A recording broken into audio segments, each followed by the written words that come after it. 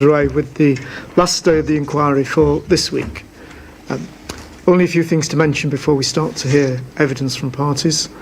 Firstly, you can all be pleased to know that the inquiry timetable is finalised as much as it can be at this stage. The version is up on the website and available to view. There may, of course, be one or two minor adjustments during the course of the inquiry, but they should only be minor at this stage. Documents from yesterday, I think, are virtually all, on the website now. We've got the scripts from Mr. Blythe and Mr. Burford, and most of the documents to which they refer when they address the inquiry. And just one point on documents. Dr. Green, who spoke yesterday, was concerned about one of his documents, one of the documents which was on the website and under his name, which he said didn't reflect what he'd submitted, and this was his compilation of video clips. We've checked that overnight, and it's Appendix H to his proof. That is accessible, and we believe it is what he wanted to be available. Finally, just a word about today. Appearances today are from local interested parties, and we're expecting to hear, in this order, Cutton Busway Action Group, Carolyn Postgate and Miranda Fife. That's all from us for the time being. Mr. Henderson, is there anything you wish to raise? Not at this moment, sir, thank you. Mr. Dropkin-Writer? Anybody else? In that case, could I ask representatives of the Busway Group? I think you have two speakers. Could we find another chair? Thank you. Well, before you start, we need to check how you're intending to divide the evidence up, because you can't both speak to the same parts, and we really only want one witness at a time. So, would it be acceptable if we introduce ourselves first? Yes. I will then speak to the first part of the evidence. Okay. And Jeremy will speak to the later parts of it. And then I would like to speak to the rebuttals from Yes. Mr. Baker in his proof of evidence. Okay. That was where the major ones were. And I have my response to those typed out for you, and I can give you that when I've presented them. And then we could take questions. And there will be on either one or the other part, it will be obvious which... Well, the questions will be after the Yes. witness has given evidence. After? After whoever's speaking has given their evidence. It won't be going backwards and forwards between different parties. Okay, so you'd like me to present and do the rebuttals first, and then Mr. No, it's a matter for you which order you appear in, but it's one person giving their evidence and then another person. So. And then the questions will be to one person and then the other? To whoever's given evidence, yes. And then you finish, and then I take It's people who are appearing take it in turn to speak as you listen. Dr. Tracy, am I pronouncing your name correctly? Is it Tracy. Tracy, yes. I've got your proof open. I think you said you wanted to do with the first part. So does that relate to the sections I can see? You've got after your introduction, you've got 5 main sections. Yes, part 1 is the one that I will speak to. Right. Okay, well, do you want to do what you suggested? Introduce both of you, and then we'll hear from you. Okay. Shall I go first? Yeah. So my name is Dr. Marilyn Tracy. I'm a long-time resident of Coton Village, but not personally directly affected by this scheme. I'm the coordinator of the Coton Busway Action Group and am appearing in that capacity today. I'm also Deputy Chair of Coton Parish Council.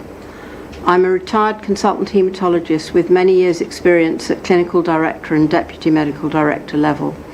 I've years of executive board level experience across hospital trusts in North London, participating in reorganisation of clinical services across sites, So I have some experience of consultation processes in the public sector. I have no transport expertise. And Thank you. my name's Jeremy Whitten-Spriggs. I'm a Fellow of the Royal Institution of Chartered Surveyors and a graduate of the Land Economy Department of the University of Cambridge. I'm in private practice here in the city and East Anglia, and I'm a Coton resident. A considerable number of years ago, I was a district councillor for South Cambridgeshire District Council. I've appeared before various tribunals and given expert evidence, and I'm just here to speak to the second part of our Yes. presentation. And Ms Whitten-Spriggs, do you, like your colleague, do you have a particular role in the action group? I'm a member of the board. Is that what we call ourselves? Okay. Yes, the sort of steering committee. Member of the steering committee? Yes, that's right. That's fine. Okay, with the introductions out of the way, Dr. Tracy, would you like to give your part of the evidence on behalf of the action group? Thank you. And perhaps, Mr. Whitten-Spriggs, could you return to your seat? Yes. Yeah. So just by way of explanation of what the Coton Busway Action Group stands for and is, the Coton Busway Action Group, named CBAG, was formed about 10 years ago when it became apparent that the Greater Cambridge Partnership, or GCP, was considering an off-road busway route that would bisect Madingley Hill and Coton Orchard and require an additional bridge over the M11. CBAG fully supports the initiative to provide better public transport links between developments west of Cambridge and employment and educational facilities in and around the city. However, along with many other organisations and individuals, CBAG strongly advocates the adoption of an alternative scheme that includes an on-road section from Madingley Mulch to the M11, rather than the proposed off-road section through Greenbelt and Coton Orchard. The alternative route will cause minimal environmental damage, save tens of millions of pounds, and provide more direct journeys to key destinations. CBAG has a coordinator, myself, a finance director and secretary. Membership is in the hundreds and the management committee numbers around 10. We hold approximately 8 formal minuted meetings every year and have done so over the last 10 years, holding an annual general meeting where the constitution's reviewed, officers and committee members are elected, and a formal finance report is tabled. We hold regular village meetings to gauge public feeling, have co-organised 2 Cambridge-wide marches and held pre-election hustings. Members of our committee have attended and asked questions at almost every GCP and Cambridge County Council meeting over the last 10 years, where C2C has been on the We have a website which is continually updated and provides information on all aspects of the proposed scheme and campaign. As a result of this consistently engaged campaign, we have knowledge of all the steps in decision-making that have led ultimately to this public inquiry. For the reasons set out below, we're asking the Inspectors and Secretary of State to reject the applicant's proposed scheme. So I'm now reading from my summary. This was just from the proof of evidence, but I'm going back to the summary. Right, okay, thank you. The GCP is consistent with, this is regarding the failure to appraise alternative routes. The GCP has consistently failed to evaluate credible on-road alternatives, in particular Cambridge PPF's proposal for an inbound bus lane along the A1303 from Madingley Mulch to the West Cambridge site. This alternative scheme offers a segregated bus lane, largely within the 1303's boundary and within the highway boundary, avoiding impact on the Green Belt, the SSSI and the American Military Cemetery. Despite public stakeholder support, the GCP has dismissed this plan without proper appraisal, instead of comparing its off-road route to impractical on-road options seemingly designed to fail. We believe that from the outset, the GCP's evident bias has created a misleading narrative and led to flawed decision-making. They've continually rejected valid objections raised by members of the public, Cambridge PPF, and the local liaison forum set up by the GCP themselves to engage with local stakeholders. The minutes of the LLF, which was made up of councillors and other representatives from the whole length of the route from Cambourne to Newnham, demonstrate the depth of its members' feelings against the off-road section. We provide detailed chronology of the points of failure in our full proof of evidence, and highlight here a few pivotal events. Going back to 2014 and conception of the scheme, the creation of an all-ways junction at the Girton interchange seemed to be dismissed without clear justification of consideration at that stage. Opening up of the Girton interchange, which has space to take the 428 and make an all-ways junction, would reduce traffic down the A1303 by 30%, taking a lot of heavy goods vehicles that want to turn right onto the M11 from the 1303 off that road and onto the A14 motorway section of the M11. In 2015, the GCP's public consultation outlined 3 options for the proposed busway. The on-road route received most support. In 2016, and here I'm going back to my proof of evidence under 2016, just to emphasise this point. Right, can you just tell me which page you're going to, please? PDF page 6, under the heading 2016 of the proof of evidence. A local liaison forum was set up for C2C in 2016. It was made up of a GCP project team and members of the local community representing villages and areas along the whole length of the proposed busway. The LLF was eventually disbanded by the GCP and superseded by the West Area Community Forum.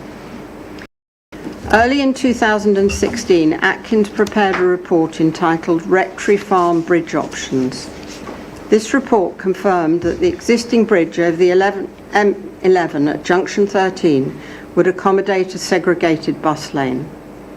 Despite having commissioned this report, the GCP continued to maintain publicly that accommodating a bus lane on the M11 bridge would not be possible, and continued to promote their preferred off-road scheme. The following is quoted from the LLF statement to the Joint Assembly meeting of December 2016. Did misinformation regarding the capacity of the Junction 13 bridge and then non-disclosure of contrary information influence the opinions assessed and decisions taken? Tracy, it's not normally necessary to read full quotes out. Perhaps you could pick the main points out for us. The point I'm just trying to make is that there were 5 options in that report, 6 if you count 5A and 5B, and that report was not presented to the GCP executive when it was available, and it was denied that the report existed. Later, it became apparent that the new report had been published, and there was an apology from the GCP officers. But by then, things had moved on further, and decisions were in the process of being made. So going back to my summary of the proof, in 2017, GCP staff with Atkins developed a multi-criteria framework, MCAF, to assess busway options.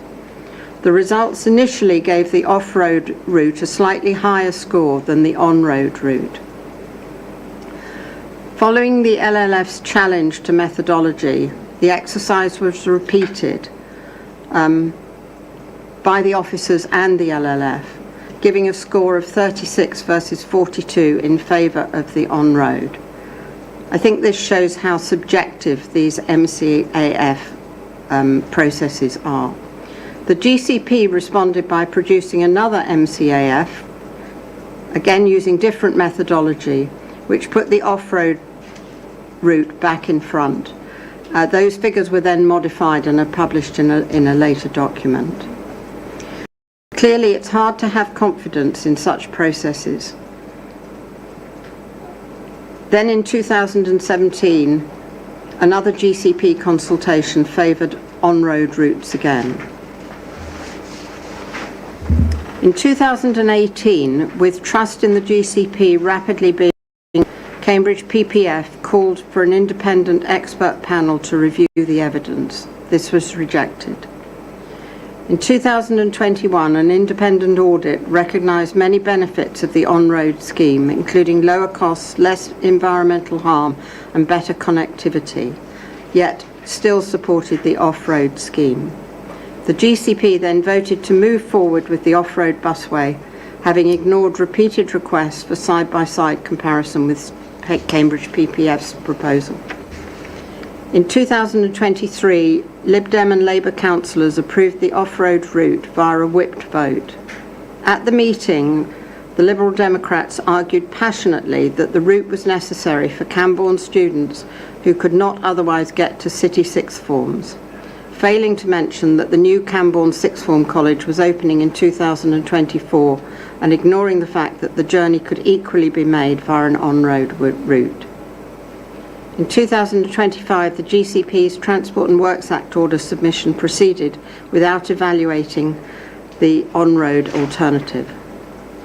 A proposed amendment for an impartial report to compare the scheme with the Cambridge PPF alternative was rejected. So it was obviously recognised that it existed as an alternative because it was rejected in the County Council vote. At every stage, the GCP have ignored stakeholders' interests, used data selectively and lacked transparency. They failed to engage with the arguments in favour of alternative routes, dismissing carefully researched points with unsupported and sometimes untrue assertions. It's extraordinary that their proposal has reached this stage without a fair, transparent appraisal of the very credible, far cheaper and less environmentally damaging alternative. So that's the first part of the proof. Would you like me now to turn to the rebuttals and Mr. Baker's proof of evidence? Yes, I'd like you to complete what you want to say on behalf of the Action Group. Before you do, just one question occurs to me, Dr. Tracy. You mentioned support for the CPPF scheme. Do you fully support, does your organisation fully support what CPPF has put forward? Not just the principle of the online, but the details of it. So, our group fully support the CPPF alternative. However, when you say the details of it, I think upwards of 16 million and maybe 18 million has been spent on working through the OBC for the GCP scheme, which should be a fully worked up scheme. The precise details of the CPPF scheme have not had that sort of investment, and we've been arguing for years for the GCP to invest in looking at an optimised on-road scheme. So I don't think that CPPF are presenting it as a final worked up scheme. So when you say the detail... But in terms of the level of detail that's been put forward so far, your organisation is behind that? Yes. Thank you. Can I just ask a point of clarification, Dr. Tracy? You mentioned the point about the sixth form college opening in 2024 when it was referred to in 2023. Is that now open? Yes. In Cambourne, is that over in the It's west? at the college.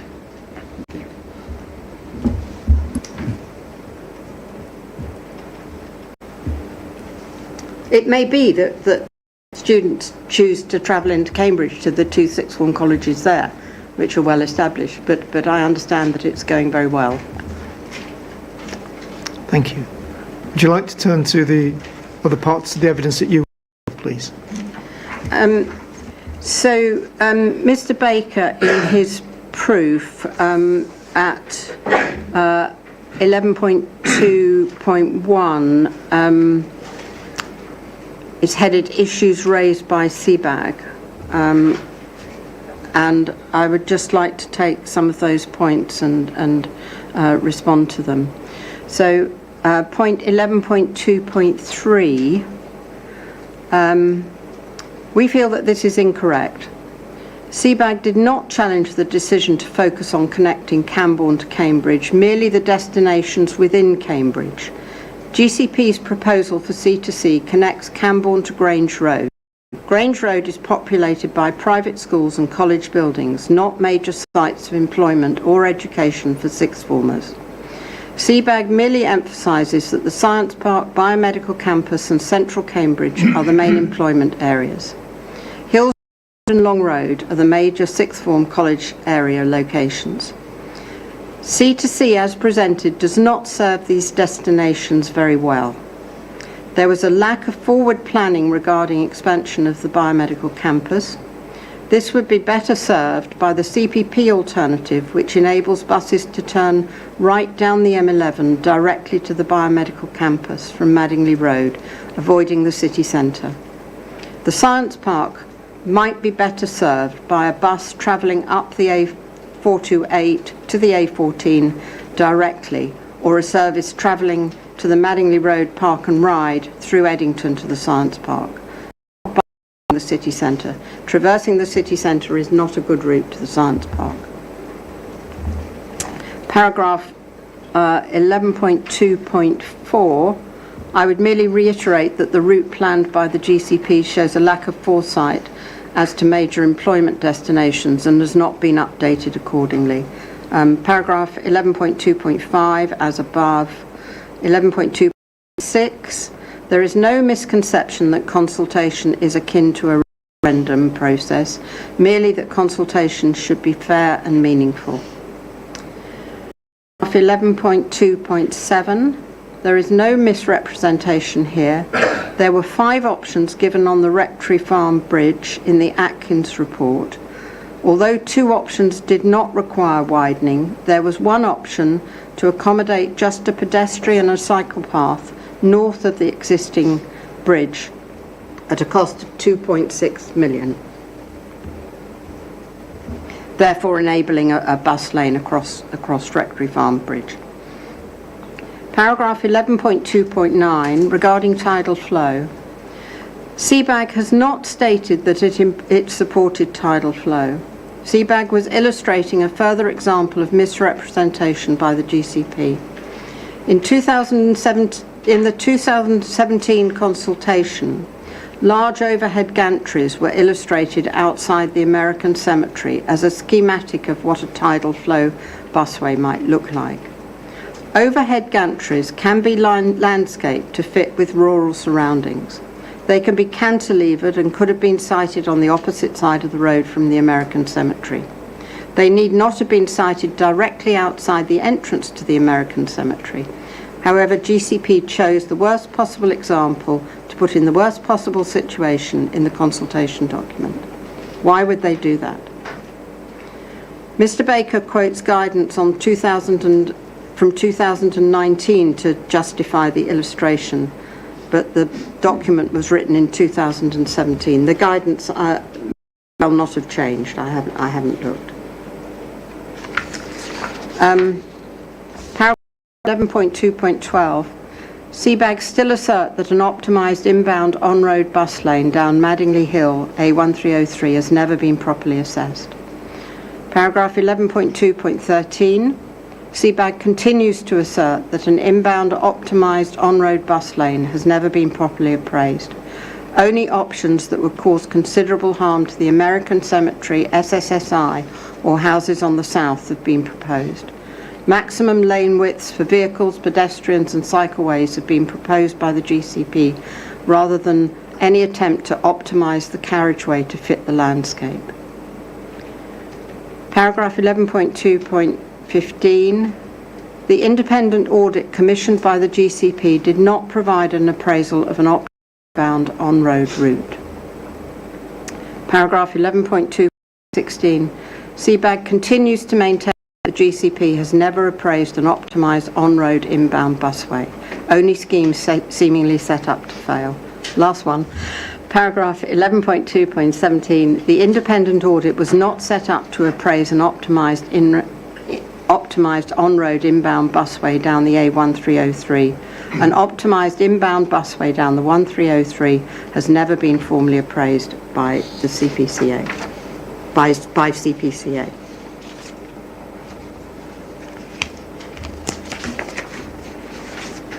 So I have copies of that if you'd like at the end. Well, yes, Dr. Tracy, as with the speakers yesterday, you have copies of speaking notes that were very helpful. If you could make them available via Mrs. Taplin, please. Is there anything else you wish to add? Thank you. Mr. Henderson, do you have questions for Dr. Tracy? I do, yeah. Can we just clarify one point, please? You've dealt with this morning the biomedical campus and route in there.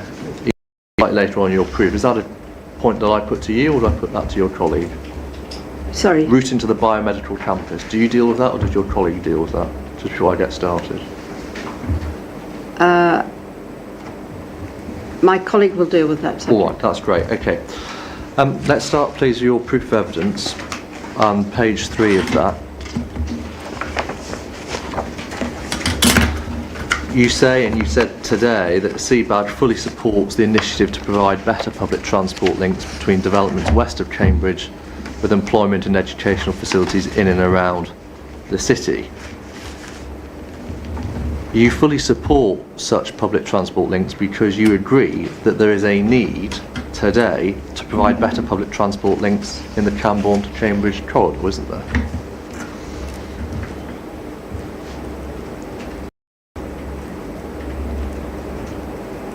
I believe that there will be in the future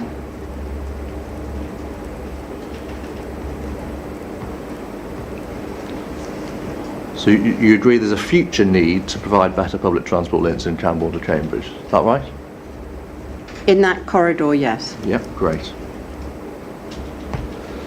And in terms of the principles for such public transport links, those need to improve journey times, don't they, compared to what is the existing position? They do.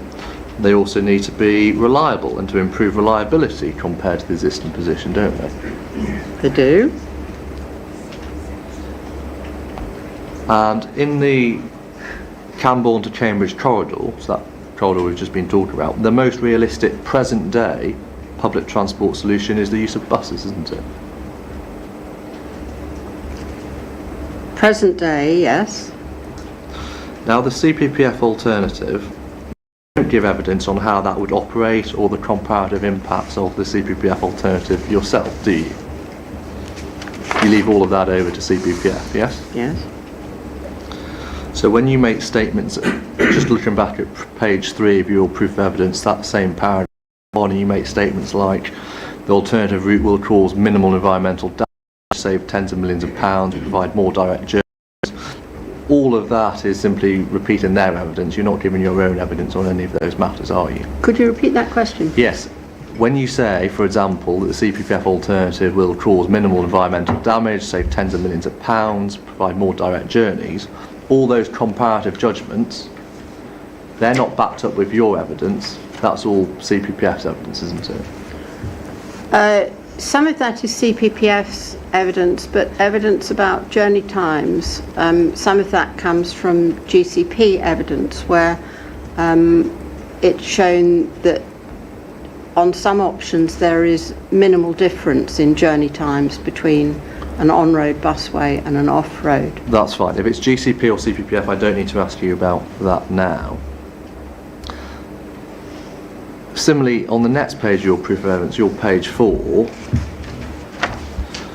second paragraph, in the middle of that paragraph, you assert that it's possible to fit an on-road segregated bus lane largely within the A1303's boundary and to avoid any impact on either the SSSI or the American Military Cemetery.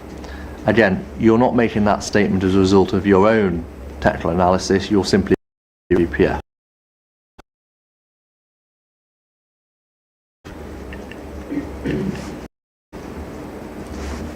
That is so to a large extent. However, members of the Busway Action Group and other residents of Coton have been up and measured the highway boundaries. Well, I'm sure they have. Road. I'm sure they may well have done some measurements, but you haven't presented those measurements. I can't test you on those measurements. No. So to the extent you make that statement and to the extent it's made with any evidence, that is the CPPF evidence, isn't it?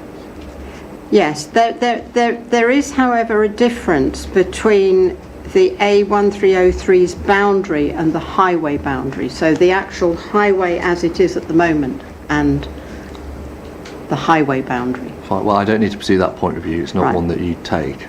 So your objection then, put simply, you object to the busway as proposed today because you consider there is a better alternative, which is, in your view, the CPPF scheme. That's right, isn't it? Yes, You don't the object. CPPF scheme optimised and properly worked up.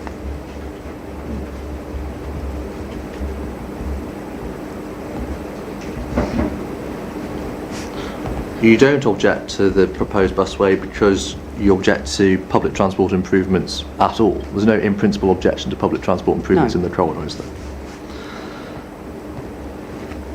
And you support the delivery of, well, let me put it the other way around, you don't object to the proposed busway because you're seeking to stifle housing or economic growth.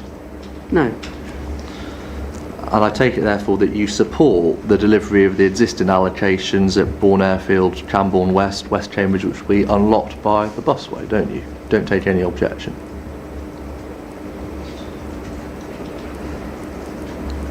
I don't object to those, or CBAG doesn't object to those developments. And therefore, if those developments are allocated and you don't object to them, you support the principle of unlocking those developments through new public transport infrastructure, don't you? Through an on-road alternative. Well, I put the question neutrally, through public transport Yes. infrastructure. What precise type Yes. it can be? The principle of unlocking those allocated developments through new public transport infrastructure is one that you support, isn't it? It is. And similarly, May I just qualify that? I don't think that we have proper data on the employment and commuting characteristics, worked up for the future, in which direction they would go. But we agree that many commuters would use that corridor, but they also commute on other routes as well. fine. And indeed, taking it to a slightly more general level, you don't object, or put it differently, you support unlocking future growth in Cambridge as set out in the case for Cambridge by new public transport improvements in the Cambourne to Cambridge corridor, don't you? Yes. I would also qualify that by saying that within that corridor there are also housing developments that people will not require public transport to commute to the West Cambridge or... Of course, but for those that do, and for those which contribute to the case for Cambridge and therefore need to be unlocked through new public transport improvements, that's something you support, isn't it? Yes. Thank you. So then finally on this section, in terms of decision making, if the CPPF alternative scheme is not preferable, say for example it's not deliverable, then is it your position that the Secretary of State should make the proposed order for the busway? No, because I think it's a wider question than that. And I don't want to get into the detail, but I don't feel that the effect of East-West Rail on Cambourne, which Peter Freeman confirmed, as far as he can, that the government is in support of and will be going ahead, has been properly taken account of. So if the CPPF alternative is not preferable, you want this scheme to be scrapped? I think this scheme needs to be looked at more. And you have no other alternative. That's right, isn't it? No, I think this scheme needs to be looked at more closely. So you want this scheme to be revised? Is that what you want? I think that there may be a place for an interim scheme down on road, down Madingley Rise. Can we details of what you have in mind? No. No, but the independent audit did say that an on-road interim scheme should be appraised. And, well, I'll come on to when that was appraised, that's fine. But just to finish this, if you don't want this scheme, you want some revision, you've not made any assessment of the delay that would cause, the consequence of that delay for the growth that you support, have you? We've had 10 years of delay with this GCP scheme to produce an over-engineered scheme into the West Cambridge site and Grange Road. An interim scheme, on-road scheme, could have been built by now, done and dusted. But you don't present any evidence on that, do you? No. No, and you don't, going back to my question, you haven't considered or presented any evidence on the delay that would result from your suggestion, which this scheme is scrapped? No, thank you. Okay, next topic is the consultation. Can I just qualify that, though? These houses are not going to be there tomorrow, all these new houses. They're going to take time to build. You are emphasising the delay in a lot of your evidence, but there is a sequence of building for the houses at Bourne. And can we go please now to CD 10601? So I'm going to ask you about the consultation.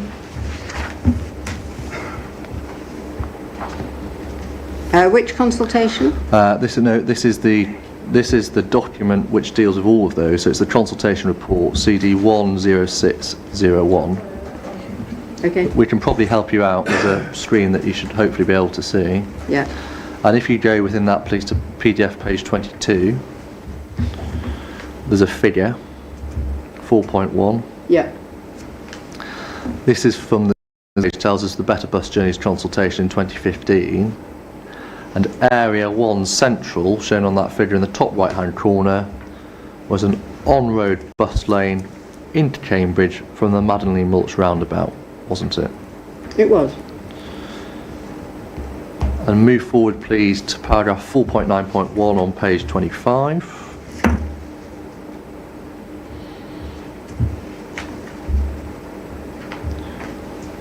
This deals with support for the scheme. A total of 2,093 residents recorded their views on the overall support or opposition for the scheme. So that's dealing with the scheme as a whole. 70% of respondents agreed in principle to better bus journeys between Cambourne and Cambridge. And you would agree too, wouldn't you? Yes. Move forward to page 26, please. PDF 26, table 4.2.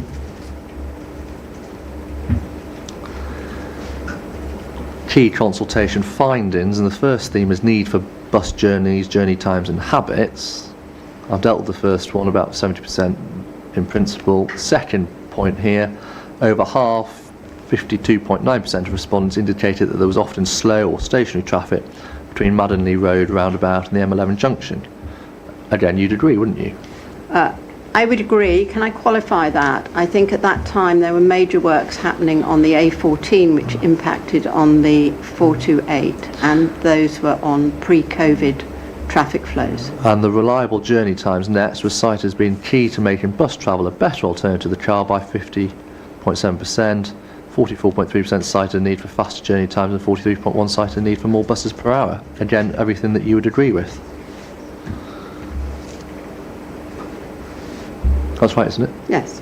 And then the final point there, 66.3% of respondents felt it was important or very important that cycling and pedestrian facilities are improved. Again, you'd agree with that, wouldn't you?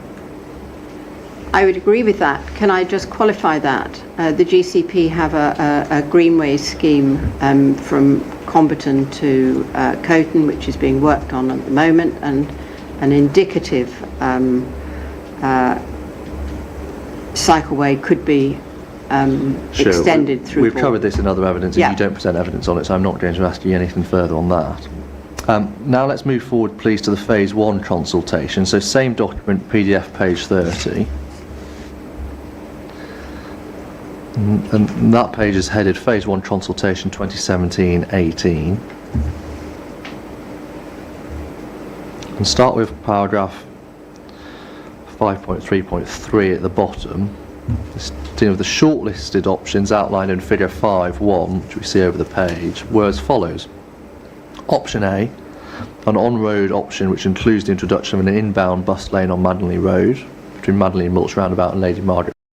Option B, an on-road tidal bus lane as suggested by local stakeholders on Maddenley Road running between the Maddenley Mulch Roundabout and the entrance to Eddington. Yep, do you see those? Mm-hmm. And the second of those, the on-road tidal bus lane, suggested by local stakeholders and specifically promoted by the local liaison forum, wasn't it? Yes, it was. And if I'd we- just like to qualify that and say in my introduction I did mention that it wasn't specifically championed by. Well, you were a member of the local liaison forum, that's why I asked you. I wasn't. I was you're never saying a you were- member of the local liaison. We have Yes. at the local liaison forum I wasn't a member of the committee. saying that you and your group never supported the tidal busway. This were other people. Is that right? No, I'm not saying that my group never supported it. I was never a member of the local liaison forum. I attended meetings and I may have spoken there, but I was never on the committee of the LLF. Okay, fine. But let's just put it really simply. Those local stakeholders who supported the tidal busway included members of CBAG, Yes, they may have done. included CBAG itself as a group.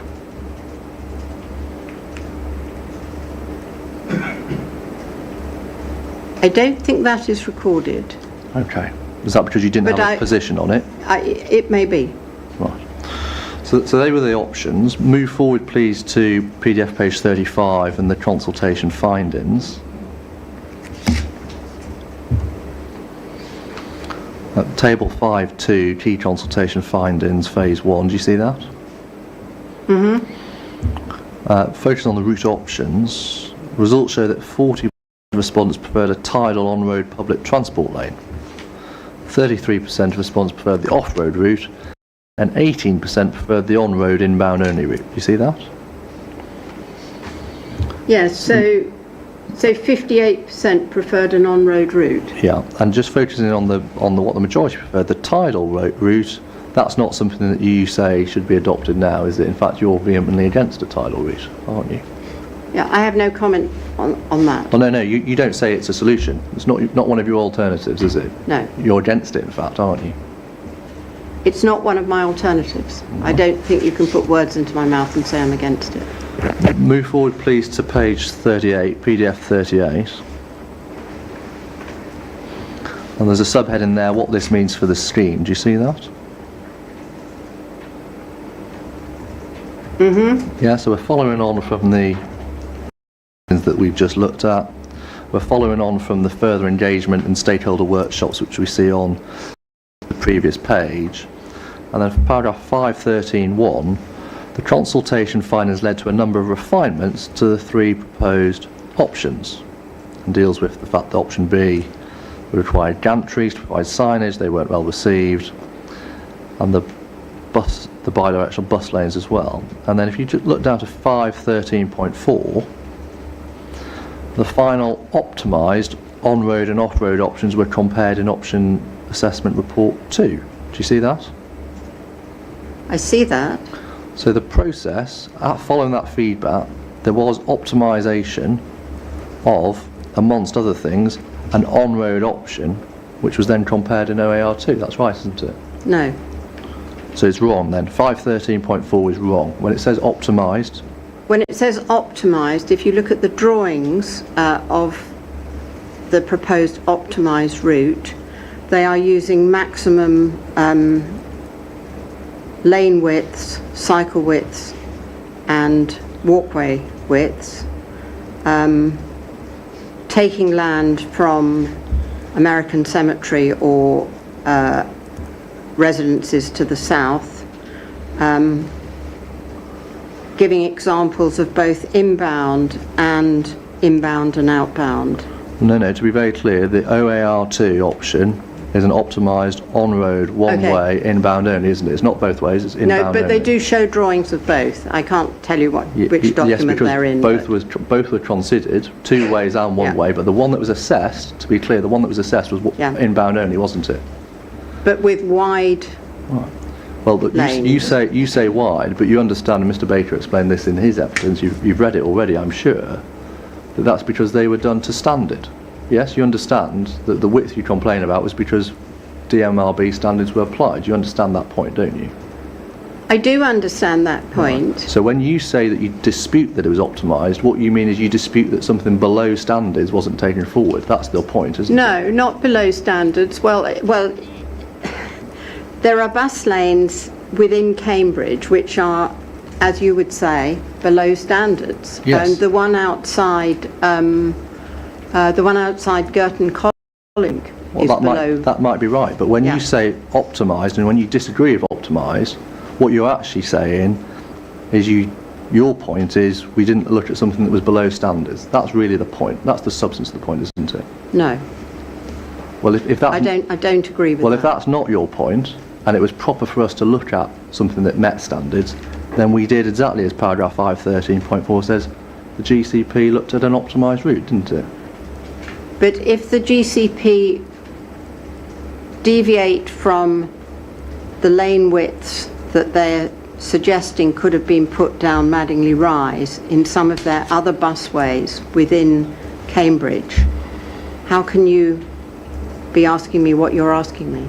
Quite simply, because when we produce new infrastructure like this, you design it to the most up-to-date, best practice standards. But they've produced new infrastructure in those bus lanes and they're not these same lane widths. And in terms of what you say it should have been, your optimised version, what you say should have been optimised, this skinnier version, let's call it the skinnier version, the best that we have to understand what you mean is what CPPF present, is that right? Do you mean the skinnier versions that Yes, GCP have installed in other areas of Cambridge? I mean quite simply for this road here, we say we optimised it in line with standards. You think it should be below standard, it should be narrower, skinnier, below standards.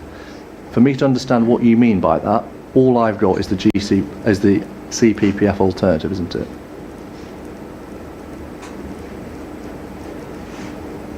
I can't answer your question because... Well, it's really simple. You say we should have done something different. Because narrower lane widths are installed elsewhere. Yeah, but I need to understand, if you don't think we optimised it, if you think we should have done something different, and I need to understand what that something different is, you've said it must be narrow lane width. I need anything from you on that, do I? So I don't think that the GCP ever looked to see whether the lane widths could be fitted in safely. No, that's not the point. I don't have anything from you to explain what you think we should have looked at other than the CPPF alternative. That's right, isn't it? As it stands at the moment, that is so. Right. Now let's move to CD 1306, please. Just the end of stage report. Sorry, Mr Henderson, could you give... 1306, sir. It's the end of stage report from September 2017.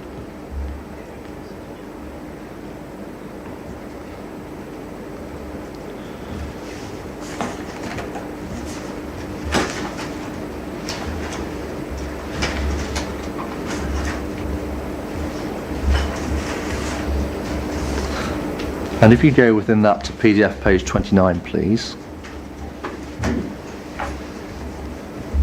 So page. 29, sir. Thank you. We're looking at the considered options. So those three options, they're called different things here, but option 1, an on-road option, option 3, 3A, the off-road option, option 6, the tidal road.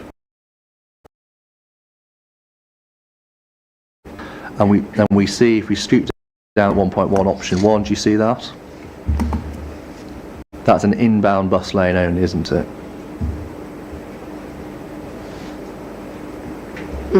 Yeah.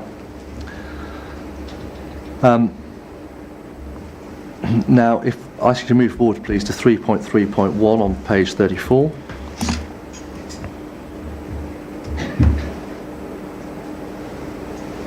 Do you see the subheading work in alignment and indicative engineer and feasibility design work?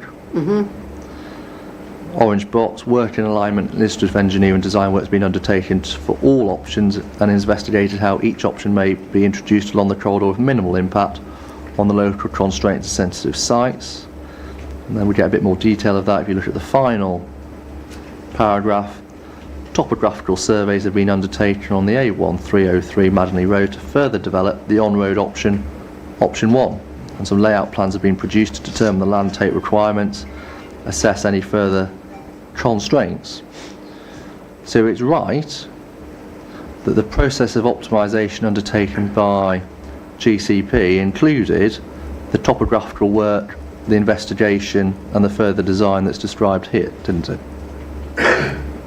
Yes. Did that? How wide was the cycle lane and pedestrian lane that option included? I don't know, but is your point that it should have been below standards? Is that what you're going to say?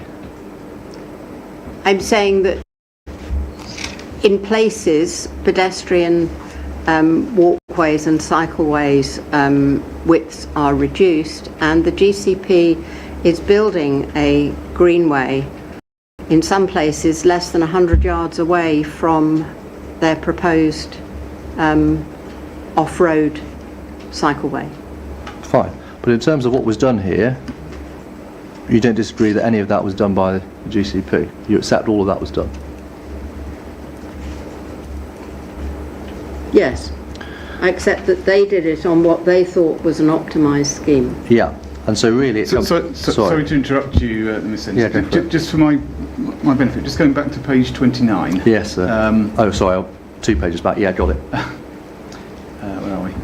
Is it 29? Just so, sorry, yeah, just so I'm clear, so can you just translate options 1, 3 and 3A and 6 into the yes, of course. previous so A, because we're A, B and C. If you hold 1, 3 and 6 in your mind, sir, and go back to the previous document 1061, yeah, and then if you look at page 30, which I took you to before, your on-road option is option A, so that was 1. yeah. Your tidal option 6 is B, and your off-road 33A is C. Does that make sense? But to be really clear, so the reason I took it in this order is, of course, because the consultation was then followed by the optimisation, which we've just been looking at. I just want to make sure that I wasn't getting muddled with. That's of course. I appreciate it's a bit confusing. It would have been simpler if we said 1, 2, 3 all the way through. Thank you. So, Dr. Tracy, just to wrap up, then you accept this process of optimisation was done. The dispute is simply you think you have looked at something else below standard as part of that process. That's it, isn't it? I think you should have looked at something else. I won't qualify it as below standard. And in terms of what that something else is, you can't tell the inspectors today what else is, can you? That something else is modelled on the CPP objective. So do you just mean we should have looked at the CPPF alternative? Is that what you're saying? Saying in detail looked at the CPPF alternative. All right. So again, it's never been properly looked at by the GCP. They have only looked at alternatives which we would suggest were set up to fail. And what do you say the differences are between the optimised in-road option that we just looked at, and apart from the width, what are the differences between the option there and what CPPF are proposing in your view? What do you say the differences are apart from the width? The width, and they haven't taken into account whether the cycleway is necessary on Madingley Hill. Right, the width and the cycleway. Okay. And as to that, and also the way that it follows the road down, I mean, it's for CPPF to go in detail, but if you take the whole highway boundary rather than saying can we fit a new bus lane on the left-hand side or the right-hand side or whatever, Right, but it's fair to say what you're describing Could to do me. it down the middle. What you're describing to me now is pretty vague, isn't it? It's pretty much the CPPF alternative. So it's a CPPF. So basically, at the end of the day, you just think it should have been the CPPF alternative. You accept it was optimised. You accept that we did everything that we said we did, but you think we should have looked at the CPPF alternative instead. Yes. Right. Well, that's very straightforward. I can ask CPPF about their alternative. So then, just to wrap up then here, both consultations, which were then led on to AR2, included online options, didn't they? Yes. They included specific consideration of options that were promoted by the community, correct? Yes. And they were also subject to technical work to optimise them as well, weren't they?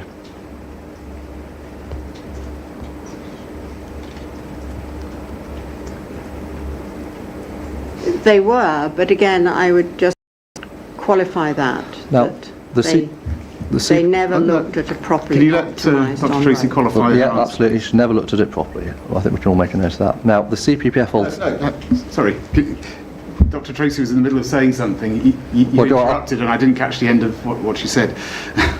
So, I think you said it never looked at properly in your... Never looked at a properly optimised alternative. Fine. thank you. Now, the CPPF scheme that you're now standing behind, can we just pick up CD 827, please? I'm not here to comment on the detail of the Well, CPPF. I know you're not, and I'm not going to ask you about the detail, but I am going to ask you about the criticism that you make that we should have looked at this. So CD 827 is the audit, and can you go through, please, to PDF page 58? And this is under the subheading Online HQPT.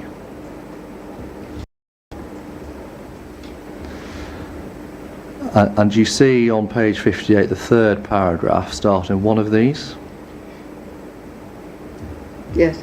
One of these, CPPF, has submitted a report prepared by Edward Lee, titled Cambourne to Cambridge in Highway Proposals for High Quality Public Transport Scheme. Describes a series of measures they claim would reduce bus journey times, delays inbound from an average of 42 minutes, less than 10 minutes in the morning peak. Proposed package includes 1,135 metres of bus lanes, other technical interventions which are also illustrated in the visual diagrams in figure 13 extracted from their report. So can we look please at figure 13, if you turn the page to PDF page 59. Do you see figure 13 there? Yes. Yeah, and if you turn over, there's another 3 pages showing this route. This is strongly different, isn't it, to what is now proposed by CPPF in the version appended as proof of evidence. That's right, isn't it? Yes, it's been revised, I think, on 3 occasions over the last 5 years. Yeah. But I think that would be so with any scheme that people were actively working on and may indeed apply to the GCP scheme. So when we wind that back, this, as you say and accept, strikingly different scheme that's been revised 3 times, you're saying that we should have considered that scheme as presented now back in 2017 or thereabouts in circumstances where not even CPPF were putting it forward. That's right, isn't it? What I'm saying is that more effort should have gone in at an early stage to look at an optimised on-road scheme.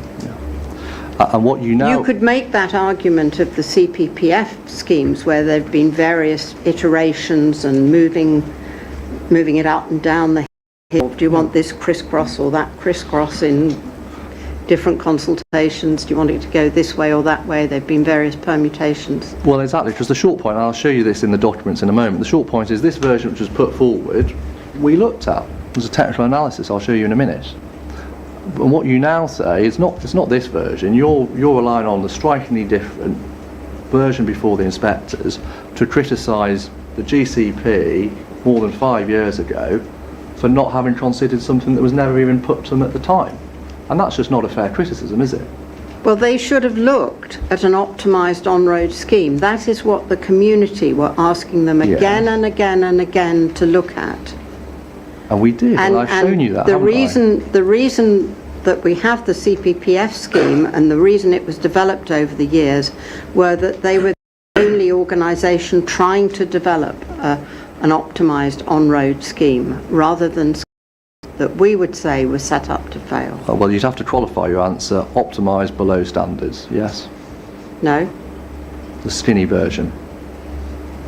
That's right, that's what you mean. You don't mean optimised generally. Optimised with lane widths which are considered acceptable in other parts of Cambridge which have been installed by the Greater Cambridge Partnership. Now pick up please CD 1307.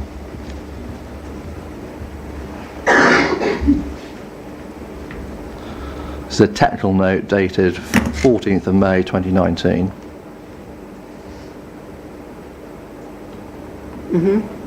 Just wait a minute. Yeah, we'll wait till you get there, sir. Apologies, sorry, can you give the reference again? 1307, so it's a technical note at the top from Mott MacDonald.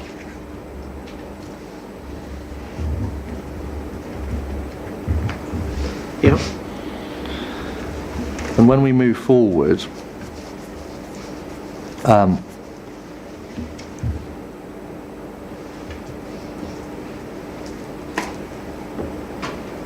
what we see here, if we go, for example, to page 5 and 6, is a series of interventions that were considered based on what had been promoted in those plans we've just looked at a moment ago by CPPF at that time. That's right, isn't it? I'd need to look at that document in more detail.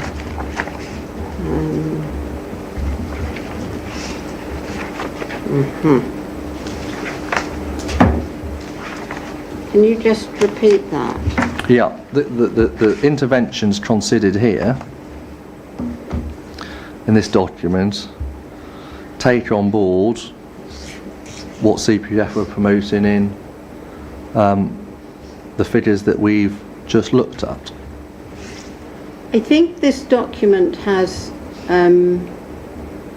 the wide lane widths and is also the document that looked at just a little bit of outbound carriageway running up to the Madingley Mulch roundabout going west. Am I correct? No, not entirely. There's a series of different interventions that are considered, but let's have a look at what it says to help you out. If you go to page 4,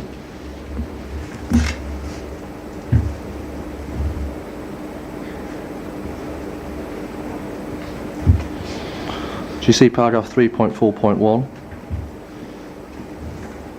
So things that were discounted, so that the inbound public transport lane was discounted because of the identified impacts on Madingley Wood, the Triple SI and the American Cemetery. Do you see that? And if you move forward to page 7, you see, following discussions with the local liaison forum technical group, question whether the alignment should be revised to provide a more comprehensive online scheme, avoiding taking land from the Triple SI and the American Cemetery by shifting the route to the south. Do you see that? And it goes on to explain, whilst you could reduce the impact, it would also require significant land taking, tree removal from residential properties opposite the cemetery, still considered as having an impact on the setting of the cemetery itself, which was the road wind to provide the additional lane, still not considered to be a quick win. So did this... Just to pause, let me ask the question. So the review not only looked at the delivery in terms of a single inbound lane, but it also specifically looked at adjusting that alignment south away from the American Cemetery and the Triple SI, didn't it? It did, but I think that this version had a wide cycle lane. Well, you can see that on the next page. If you turn over, you can see the drawings of it. Do you say a 3-metre cycle footway is too wide? Well, the GCP are installing another cycleway just... For this scheme, for this public transport intervention to deliver the aims and objectives of this scheme, are you saying that a 3-metre cycle footway is too wide? Is that your position on behalf of CBAC?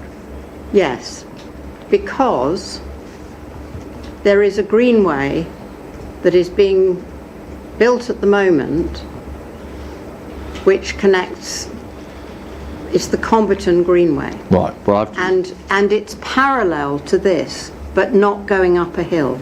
It's at the bottom of the valley, and it would be a preferable cycle route so it's a for the Cambourne vast Greenway. majority. Fine, well we've already dealt with This that. is a duplication. Now, So, sorry, just to understand, are you saying that there's a cycle lane on the Cambourne Greenway that's less than 3 metres? No, I'm saying that the Cambourne Greenway is under construction at the moment. They're in Coton working on it. They arrived this week. And it is going to extend. Sorry, I thought Simpson was asking was about the width of the cycleways. it was 3 metres. It was. So is the width on the Greenway different? Is that what you're saying? I don't know what the width on the Greenway is going to be. It's part on-road, part off-road. Okay. Thank you. And if you just turn over to page 9.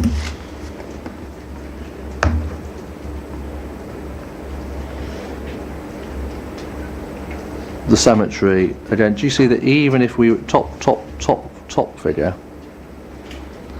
even if we were to remove the cycle footway of 3 metres, do you see that this was still encroaching onto the front of the residential properties? Do you see that? Cuts their hedge off. Is the highway boundary marked on there? Yeah, well you see where the hedge is, it's really clear where the hedge is for the property. And the residential property vegetation is indicated with an arrow beyond the footway. So I would say you need to look at the CPPF alternative Right, in well, that vicinity. That's fine, I don't need to ask properly you about judge that it. then, because you're not giving evidence on that. So go back to your proof, please. Look please at page 4.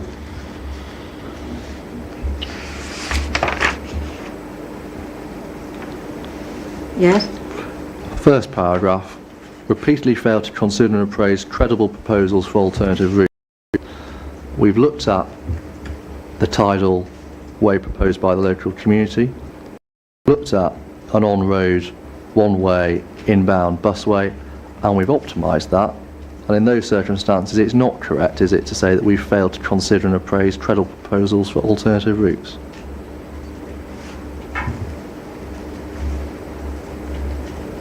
We would say that an optimised alternative route on road, inbound, has not been properly appraised.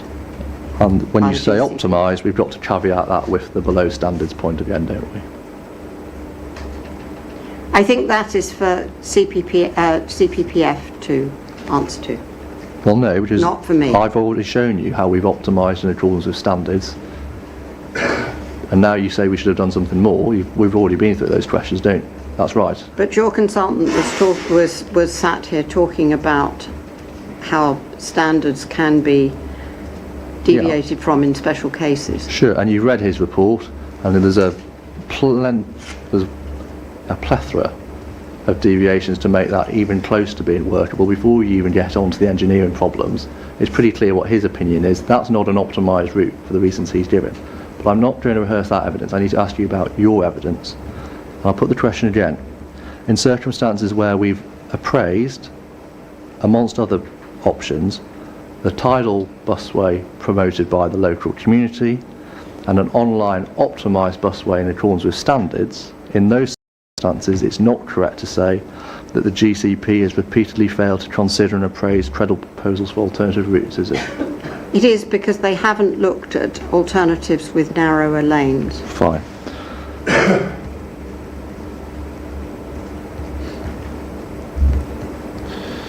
Okay, next topic then is reasoning. Is reasoning, because you made a separate criticism about reasoning. Can you pick up, please, CD 12008?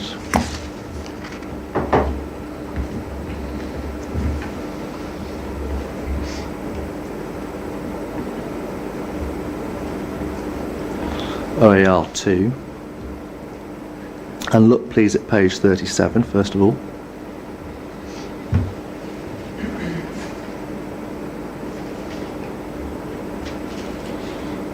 And you understand, I'm sure, that these, in paragraph 4.2, the list of options, leaving aside the do minimum, the list of options represent essentially the same three options from the phase 1 consultation that we've already looked at, but different variations depending on which park and ride scheme you incorporated. You understand that? yes. Can you give me the page number again? 37, sir. 37. Paragraph 4.2, there's a list of bullet points.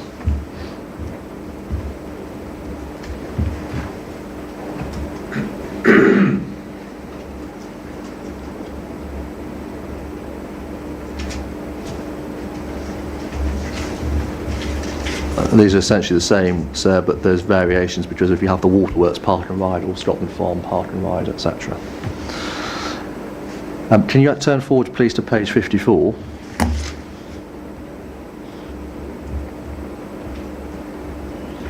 you see table 7 there?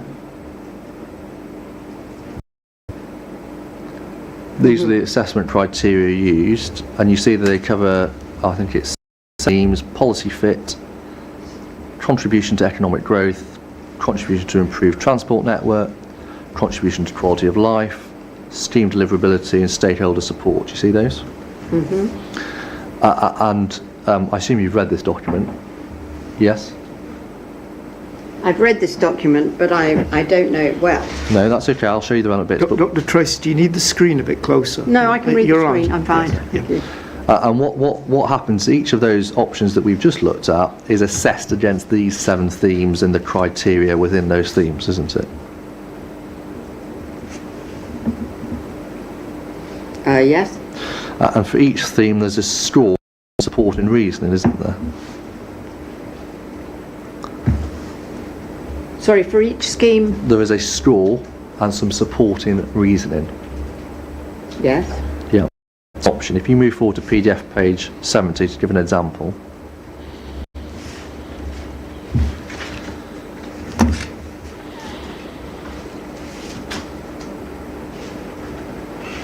We're in the theme 4, dealing with the environment, and we see, for example, in the middle of page 70, environment impacts biodiversity, yeah? And as an example of the reasoning, low cost options A and B, so online options, there's a discussion there about the adverse effects on Maddenley Wood, Triple SI, and natural inland concerns. You see that? And then if we turn over the page, same theme. Do you see the final paragraph before the heading? It says both do something one option, so options and the illustrative comparator have some moderate adverse impacts on the habitats between Coton Orchard and the M11. And this is an example of the reasoning. And then if you turn back to page 68,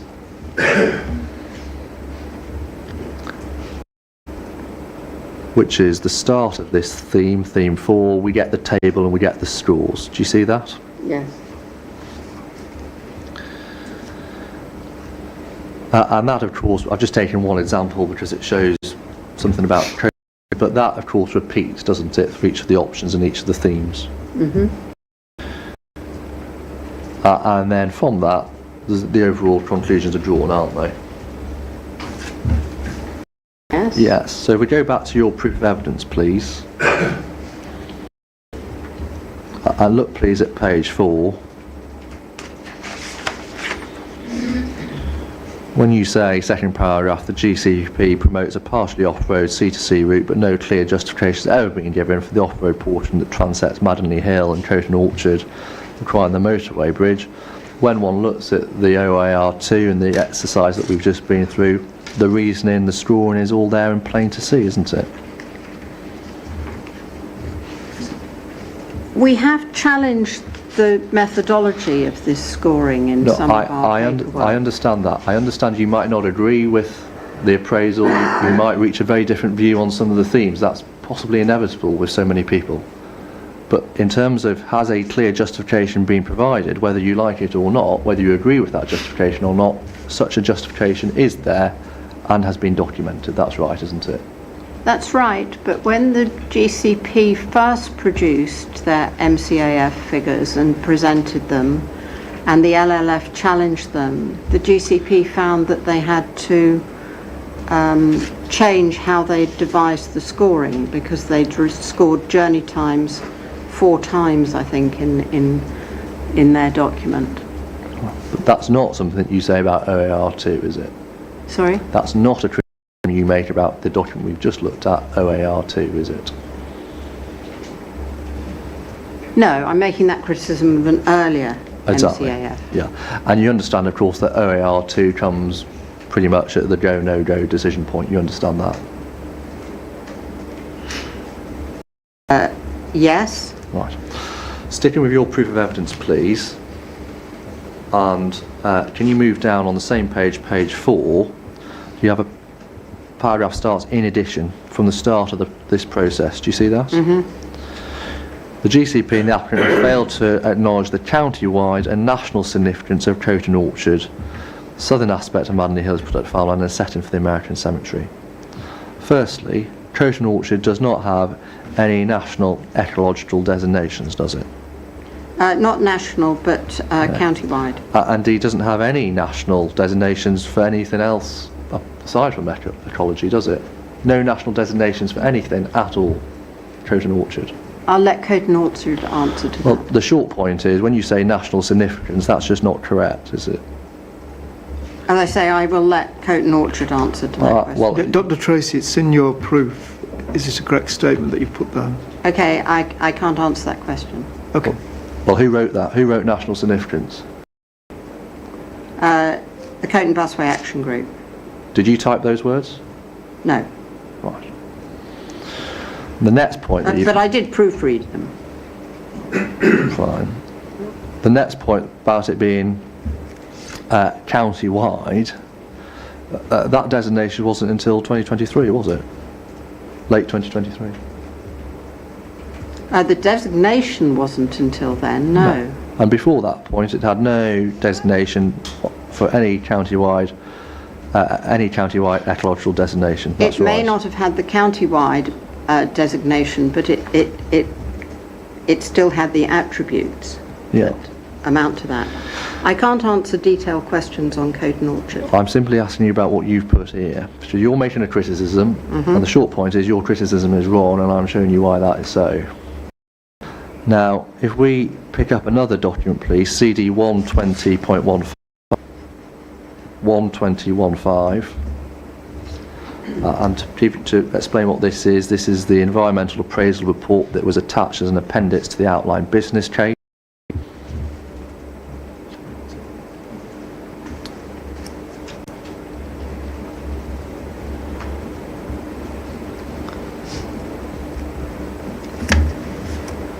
And 2 references to begin with.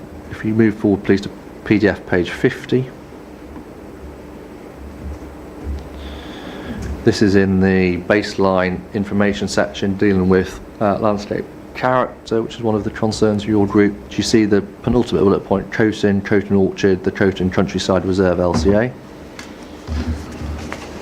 Penultimate bullet point. Yeah. And if you look about just over half of the way down, there's a line that starts vegetation. The Bin Brook runs along the southern side of the village.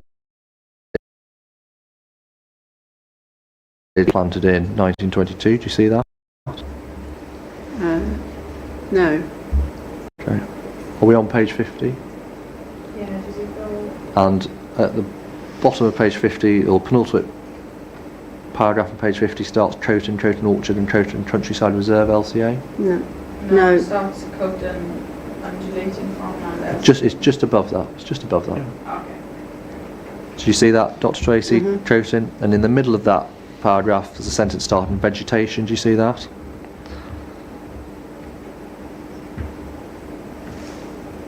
And then at the end of that line, one of the key characteristics of the LCA is Chowton Orchard, first planted in 1922.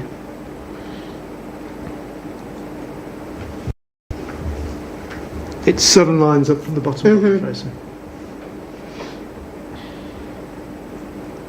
Yes? So in this section dealing with baseline and express recognition within this local character area of the importance of the orchards, isn't there? Yes. Yeah, and if we move forward 3 more pages, please, to page 53 in the PDF.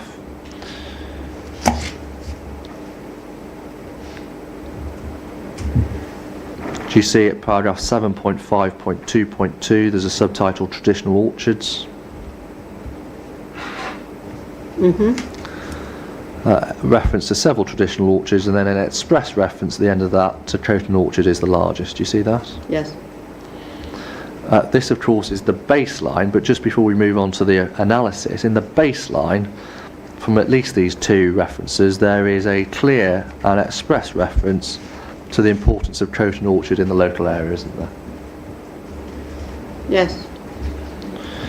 If you move forward, please, to PDF page 80. There's a table A5. And we're looking at this phase 1 do something 1B. So one of the off-road options, I think this one's the Scotland Farm Park and Ride, but it matters not. Whereabouts are you going on page 80? Second main row, sir, biodiversity, do you see that? Yeah. So it deals with Maddenley Wood having some benefit, neutral, deal with the waterworks, and then 4 lines from the bottom, Chowton Orchard to M11 area, UK BAP habitat and potential protected species will have intermediate impact similar to the waterworks park and ride. Do you see that? Yes.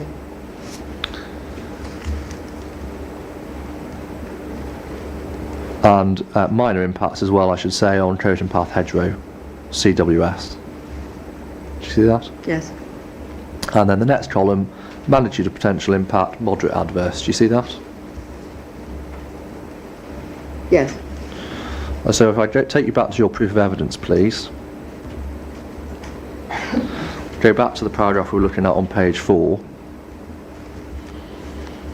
Whether you agree with the analysis or not, it is clear that the option appraisal has specific regard, amongst other matters, to the impact on Chowton Orchard, didn't it? In those extracts that you've shown me, yes. Yes, and therefore it's not correct to say that the applicant had failed to consider or acknowledge the significance of the orchard, is it? There are many other instances where the applicant has failed to recognise the value of the orchard. Okay. The applicant being the county council. But in the well, I know, but I'm talking about this specific process, and I'm taking you to the ecological report that sits below the OAR2, which sits below the appraisal that we've looked at, the important appraisal where these options are being compared and assessed in the OBC, and at that important stage, there was proper consideration, whether you agree with the merits or not, there was proper consideration of Chowton Orchard and the impacts on it, wasn't there? There certainly was mention of it, yes. The other point... Mr. Go on. Can you just give me an estimate of how much longer you're likely to have questions for Dr. Tracy? Probably another 10 to 15 minutes. So. Okay. But I should say, overall, CBAG are the party to which I'll put most of my questions, because they are essentially the representative group. I know other members of the public come in later. I'll be very brief with those, because I'm not going to repeat everything that I deal with CBAG for obvious reasons. Good. The cemetery, if we go back to the document that we were in, please, CD 1 2015. This is the one we've just been looking at. That's exactly right, sir. You on page 80. Can I take you back, please, to page 44?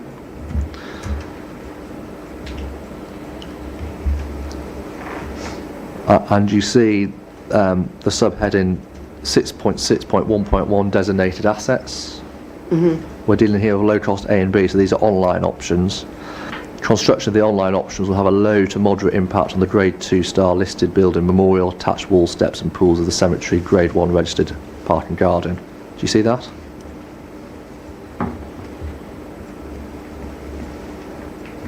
Yes. If you turn over, please, to the next page, you see the subheading 6.6.21 designated assets. Yes. And this is in terms of the do something, i.e. the off-road options. Second paragraph underneath deals with the Trojan Conservation Area, for example, and there's no identified impact in respect of the memorial, and that obviously is because there's business evidence there is no impact. But the short point in terms of the process, whatever you did, and an appraisal was, wasn't it?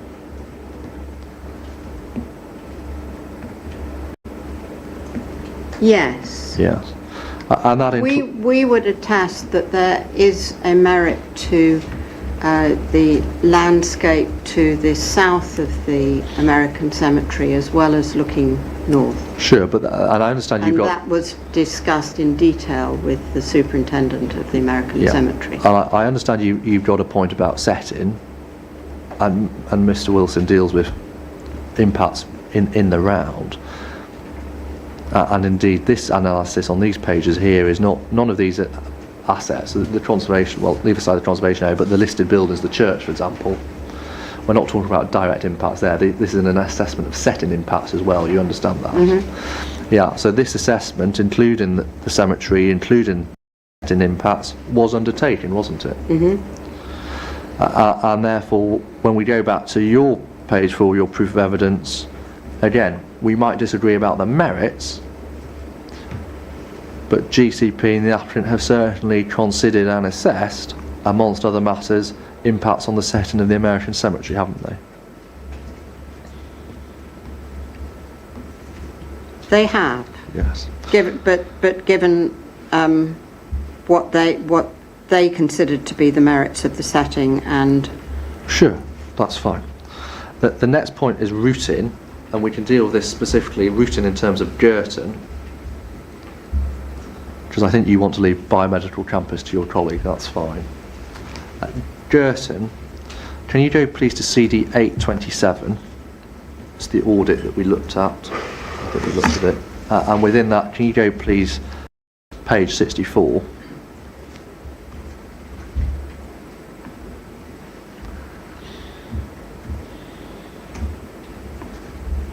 And at the bottom of page... Just wait. Sorry, sir. Yeah. 827. It's in this... I don't know why it's in the policy section, but it is.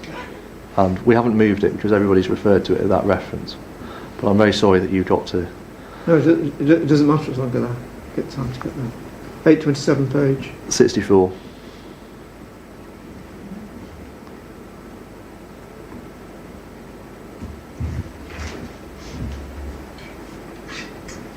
Yeah. You see at the bottom 6.6.2 Girton interchange, Yes. yeah.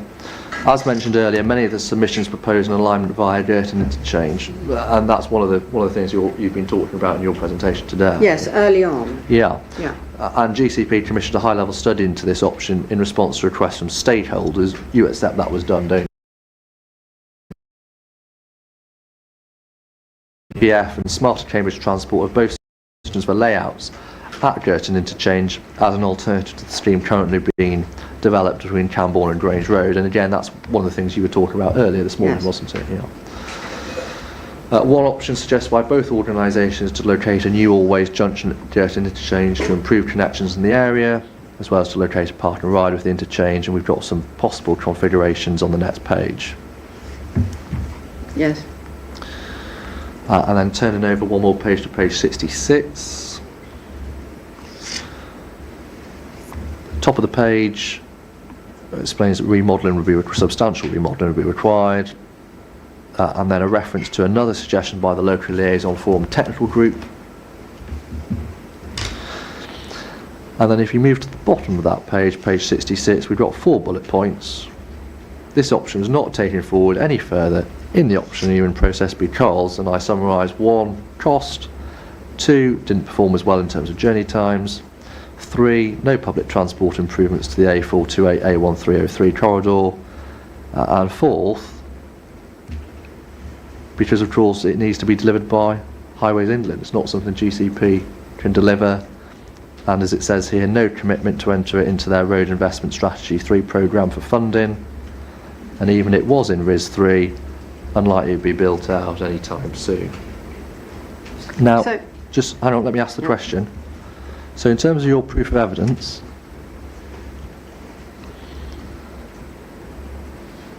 and indeed what you've said this morning, so your proof of evidence, page 5,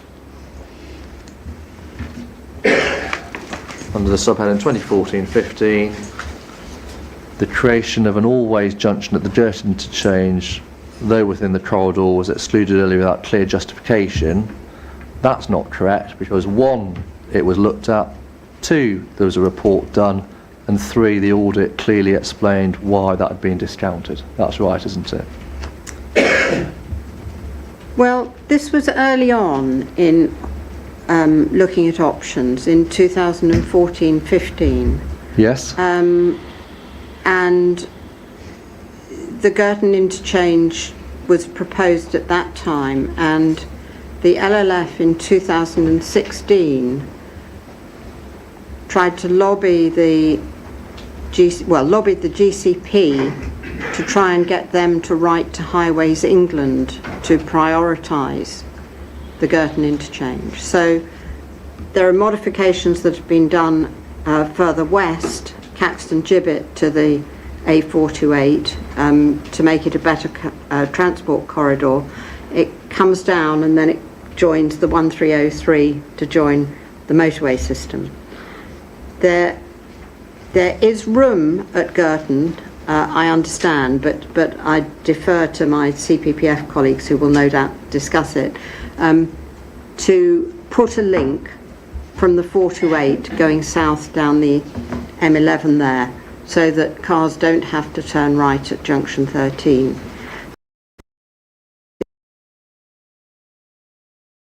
Is that with Highways England? P sent a letter in to Highways England in, I think, 2017, and it had 4 requests for Highways England to look at things, and to look at the Always junction at Girton was the 4th on their list. There were things like creating a smart motorway or contributing financially to GCP schemes. There was one other request, and a section went in about the Girton interchange as well. But Dr. Tracy, I'll repeat my question if you didn't answer it. Going back to your proof, your specific sentence, the creation of an all-ways junction at Girton interchange, though within the corridor, was excluded earlier without clear justification. That is not correct, given 1, it was looked at, 2, there's a report, and 3, you've got clearly expressed reasons. That's right, isn't it? It's correct to a point, but I know that the LLF didn't believe that it had been properly investigated. Yeah, and in any and that is in the minutes of the LLF. I'm sure it is, but in any event, where does this take us? As you've just explained yourself, GCP cannot itself make those changes to the Girton interchange. Hang on, let me finish. Because they are works that would be within the remit of Highways England. That's right, isn't it? I don't know whether the GCP have any influence on works that Highways England carry out. Right. What I was trying to illustrate here is the sequence of events that have led to an optimised on-road route not being looked at and all other possibilities being dismissed. Because of course if you removed 30% of traffic from the A1303, you wouldn't need an off-road busway. Pick up CD 707, please.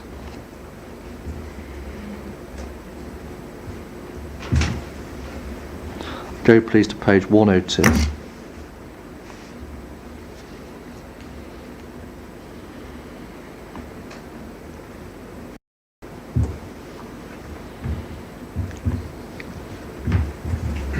Did you say 102? 102, so yeah. And you understand that this is the transport strategy for Cambridge and South Cambridge. It's the evidence-based document that underpins and sets the strategy for the adopted local plan. You're familiar with that? I'm not familiar with this bit of this document. All right, well, I'm looking at it. Well, let me take it through slowly. We're dealing here, if you see on the previous page, we're dealing here with the St Neots and Cambourne to Cambridge corridor. So that's what we're all talking about, which is why I've taken you to this bit. Figure 514, list of interventions on the South Neots and Cambourne to Cambridge corridor. Do you see that? And amongst those are, first one, segregated bus links on the A1303 on offline alignment between the A428 and the M11. You see that? Yes. And the fourth one down, A1303 busway / HQPT infrastructure to serve Bourne Airfield, Cambourne. Do you see that? Yes. And indeed, if you turn over the page, there's a helpful light blue line in figure 515 that gives it a sort of indicative geographic dimension. What's the page? Which page? Yes, I was on 102, sir, at figure 514. It was the fourth rows there, and I was just taking Dr. Tracy over the page to where that's shown in visual terms with the light blue line. Figure 515. And Dr. Tracy, the short point is, if any option that was Girton interchange only would not deliver on the transport strategy for this corridor to the west of Cambridge, would it? Because it wouldn't have either of those two things that I've talked about in terms of the busway. Sorry, it wouldn't deliver because... It wouldn't have either of the two items that I've just highlighted to you about creating a HQPT corridor on the busway. If you just change the interchange, you're not dealing with those items, are you?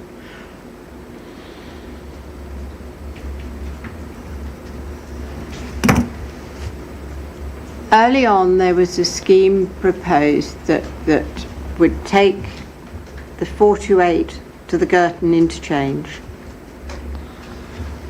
site a park and ride there, and have a link down through Eddington to the West Cambridge site. Yeah, that's not. And that the GCP were aware of that. I'm not saying that we necessarily proposed that. I'm just saying that all this was dismissed at an early stage. Yeah, and what you're saying, these changes to the Girton interchange, that they don't deliver on this strategy, do they? Whether they're good ideas, bad ideas, whatever, they don't deliver on the strategy, well, do they? Well, they do, because if you remove 30% and the HGVs from the 1303, then you don't need an off-road busway. But you still need a busway, don't you? An on-road busway. Right. But that's back to your point about you just stand behind the CPPF alternative.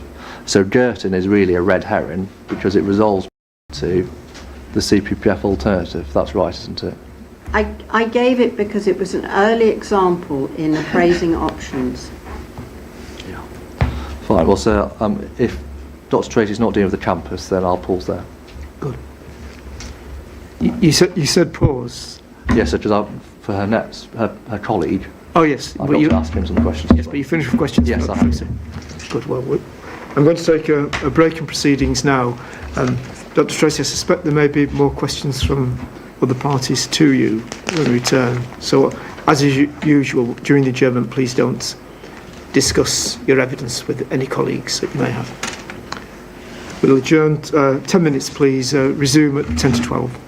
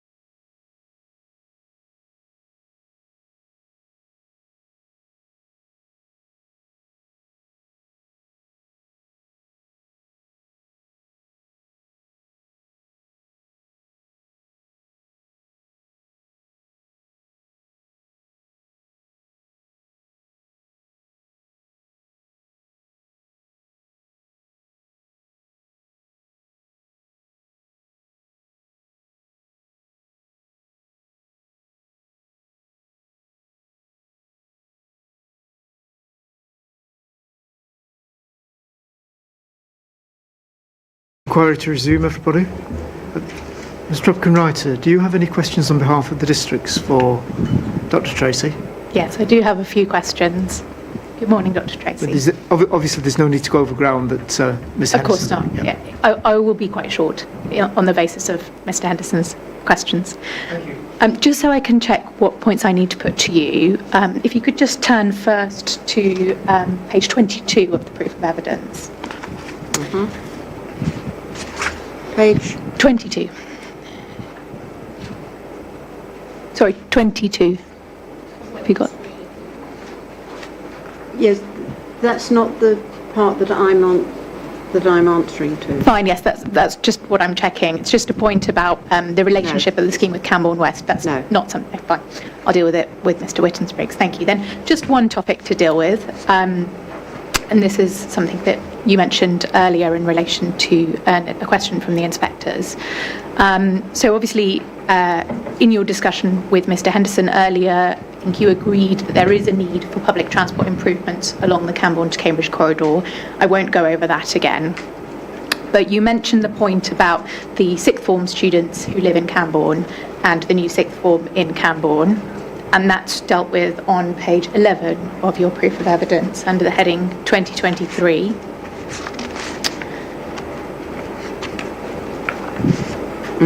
And there you note that at a meeting in March 2023, Lib Dem councillors passionately highlighted the difficulties faced by sixth form students from Cambourne to Cambridge schools, implying that their education was at real risk. And you note that there is now a sixth form open in Cambourne. But apart from the opportunity to go to sixth form in Cambourne, the problems that were highlighted at that meeting, you would accept, wouldn't you, that those are current problems without, for example, the applicant scheme or a CPPF alternative? Of the pupils being able to travel to Cambridge to sixth form colleges? Yes. There is a current bus service that takes students to sixth form colleges in Cambridge. In terms of the difficulties... There is delay, but not to the extent that there was pre-COVID, I understand. Okay, but in terms of the difficulties being highlighted here by Lib Dem councillors, those difficulties arise, they're current difficulties, whether the scheme or without the scheme or the CPPF alternative. Yes, I think they were exaggerated difficulties that were presented at that meeting by some of the councillors, talking about, I can't remember, I think it was 4-hour round trips to travel to central Cambridge. And in terms of those difficulties with transport, they also apply to the of school and sixth form students in Cambourne to take up work experience opportunities in Cambridge City. Not just the journey to school or to sixth form, but to access work experience opportunities in the city. They may well want to access work experience opportunities in the city, but equally they may want to experience work experience opportunities at the science park or the biomedical campus, probably more likely than the city centre. I'm not sure that's an answer to my question. The difficulties, I mean, you've already agreed there is a need for public transport improvements, and the difficulties caused without those improvements, they also apply to students who wish to take up work experience opportunities in Cambridge. At various locations in Cambridge. Sorry, is that a yes? Yes, but at various locations. Thank you. Not necessarily on the West Cambridge site or in the city centre. And in terms of those difficulties with access to work experience, that disadvantages school and sixth form students living in Cambourne as opposed to those students who live in Cambridge, doesn't it?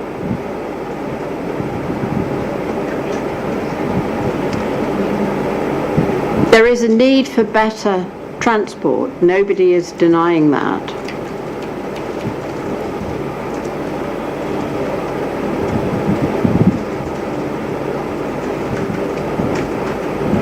Sorry. Yeah, Yes. Thank you. All right, that's all I have. Is there anybody else here supporting the scheme who has questions for Dr. Tracy? Thank you. Dr. Tracy, just a couple of things. You mentioned there's other schemes being implemented where I think your view was that I think kind of the cycleways or some of the proportions were different. Can you tell me what? Sorry. You mentioned other schemes that are being implemented. I think you mentioned by GCP, but presumably elsewhere in the area, where you said that there were. I think you're referring to either the width of the cycle paths were different or were lower than standards. Could you tell me where those are, please? I mentioned bus lanes. Oh, was it bus lanes? Bus lanes, okay, where the widths were different. Thank you for correcting me on that one. So, yeah. And where were those, please? There is one outside Girton College, Trumpington. I can't quote you any others, but there may well be others. But you did say there was others. Yes. So but there's just one that you're aware of, is there? No, outside Girton College. Yes. In Trumpington as And well. Whereabouts? Girton College is not in Trumpington. Again, that's my ignorance Yeah. of Cambridge. Whereabouts in Trumpington? I don't know about the widths of other ones. So whereabouts in Trumpington? I can supply that information, but I don't have it. I don't have it in my head. Okay, thank you. Also, there was a reference to comments that the superintendent of the American Cemetery made, and I think in your proof of evidence that's down as you provide a reference to that, but then in the list at the back, in terms of documents that provided, that wasn't provided. I don't know whether the issue was because it's a video recording or something. I can provide that. That was a question at the Greater Cambridge Partnership Executive Board posed by the Superintendent of the American Cemetery. I can supply that. Thank you, because, yeah, let me just double check.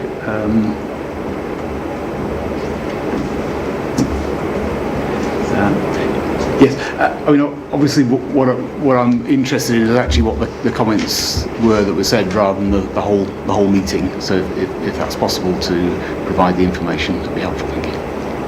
Sorry? Sorry, is this not working? I couldn't hear you. What I was asking, what I was saying is it doesn't need to be the whole meeting, just just the that comments extract. that you were referring to. Thank Yes, you. I can supply that to you. I'll send it later on. Yeah. Thank you. That was the questions. Sir, to be clear, I'll pick that up. I think that's part 2 questions I've understood, but I'll pick it up in a moment. On part 2. Okay, thank you. Thank you, Dr. Tracy. That's all we have for you. Thank you.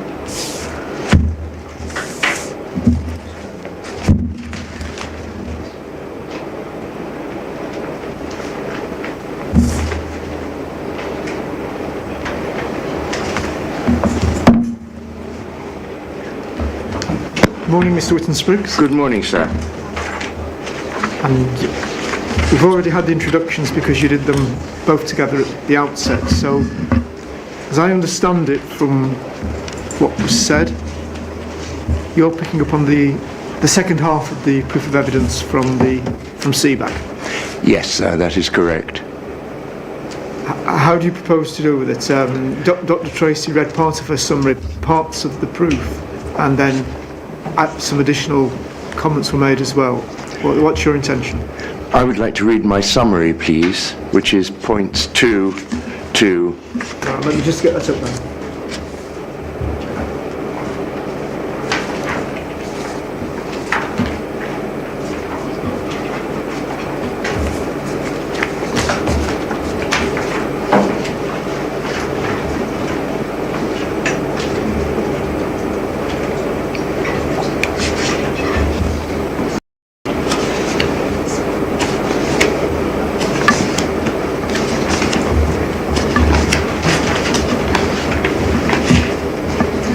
Right, I've got the summary. So are you starting on... Points 2, 3 and 4, Yes. which are a conflation of pages 13 to 25 of the full proof of evidence yes, of sir. Seabag. Yes. When you're ready then, please. Thank you, sir.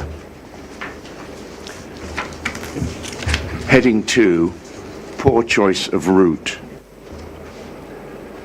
The main centres of employment and education are now the biomedical campus, the area around the city centre, train station, and the city sixth form colleges. The science and business parks on and around Milton Road and north of the city, and the West Cambridge site.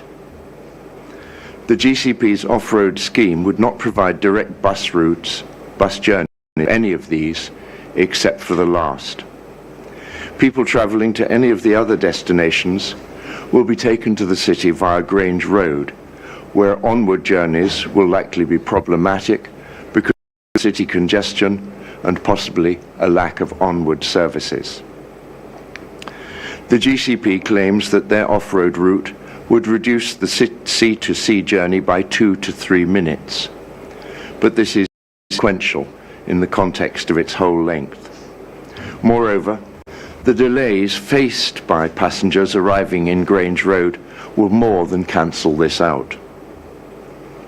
The alternative Cambridge past, present and future in-highway scheme would offer far more direct routes to all these destinations, including the West Cambridge site. And if I might digress there, obviously they will be speaking to that. Yes, I just want to intervene there, Mr. Whitton-Spriggs. I just want to be clear about your understanding of what the scheme involves.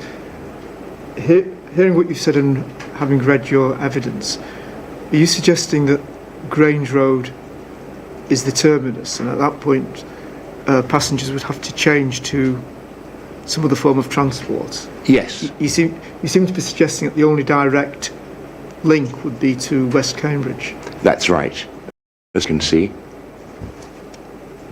Are you aware that there's been evidence earlier in the inquiry that buses would continue from Grange Road to make their way to the city centre? No, I wasn't aware of that. Right. Okay.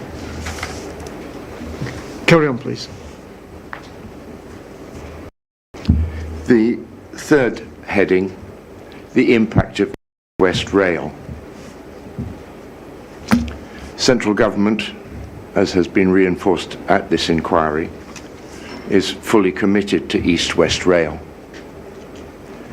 And we believe that there is no doubt that if it were already in operation, no one would propose this expensive, environmentally damaging, and less efficient transport system to serve the same communities, nor would central government be likely to support it.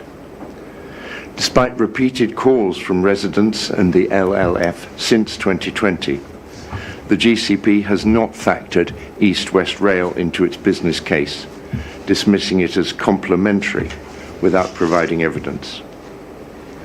By contrast, an on-road bus lane could serve Cambourne residents at lower cost and environmental impact whilst East-West Rail is developed. The final section, impact. We, and I mean the country as a whole, if not the world, are indisputably in a deepening environmental crisis. And also we live in one of the most nature-deprived and depleted counties in the United Kingdom. This means that unnecessary destruction of green spaces is now unconscionable. Yet the off-road section of the busway will effectively destroy value for wildlife.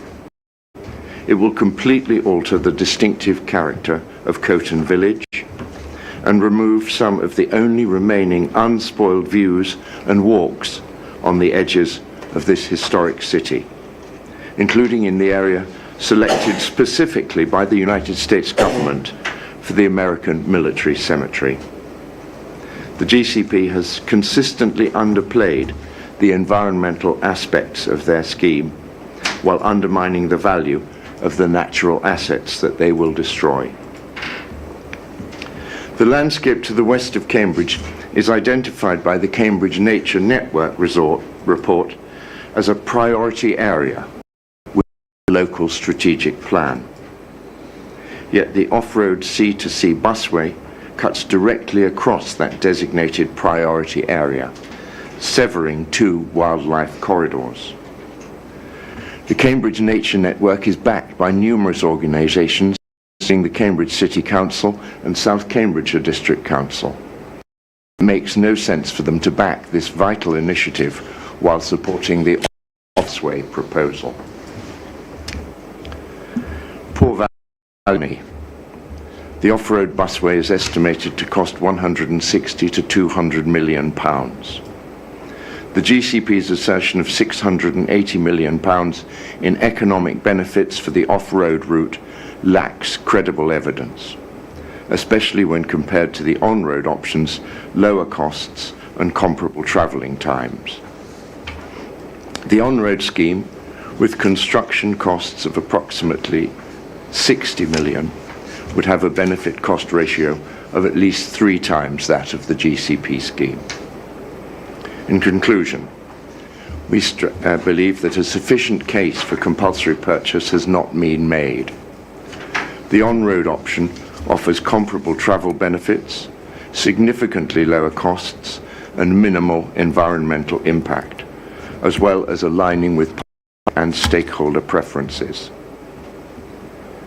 I don't mean to be emotive, but we believe that the GCP's persistent bias, failure to consider the East-West Rail applications, and disregard for credible alternatives undermine the project's legitimacy, and we therefore ask that the applicant's proposal be rejected.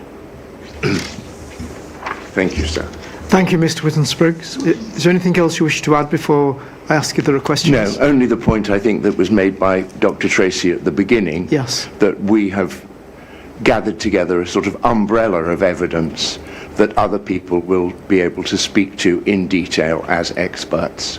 I'm not proposing myself as anything other than a spokesperson and not as an expert. That's understood. Thank you very much. Mr. Henderson? Yes, I do. I just want to start with the... Sorry. Can you start with the time estimate, please?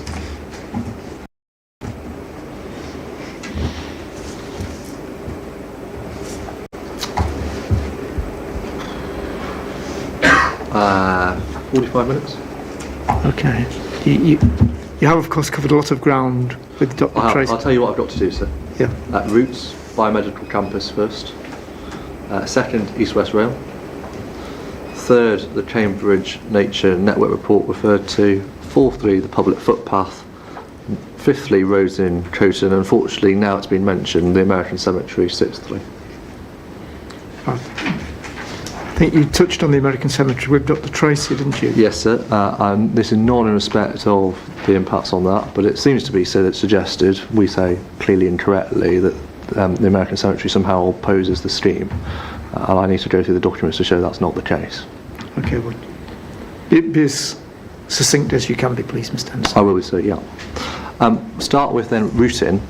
You said to the inspector, and it's apparent from your documents, that your understanding, but for what the inspector said to you today, was that the routes proposed would terminate at Grange Road. That's right, isn't it? That's what I believed, yes. And that's a fundamental misunderstanding, isn't it, of how this will actually work, because the buses will not terminate at Grange Road. People will not have to get off there. They'll be able to continue on to a range of destinations. That's right, isn't it? If that was established during the course of this inquiry, that obviously was not known at the time this proof was written. And therefore it follows that incorrectly,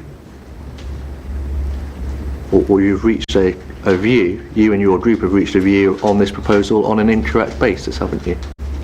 I don't know when it was determined that the buses would carry on from Grange Road. I think the greater point remains, though, that even if you arrive in buses at Grange Road during the rush hour, there'll be a very, very long delay in getting anywhere else in the city. Well, let me deal with the when, and we can wrap up the busway and the biomedical campus at the same time. If you pick up CD 120.12, please.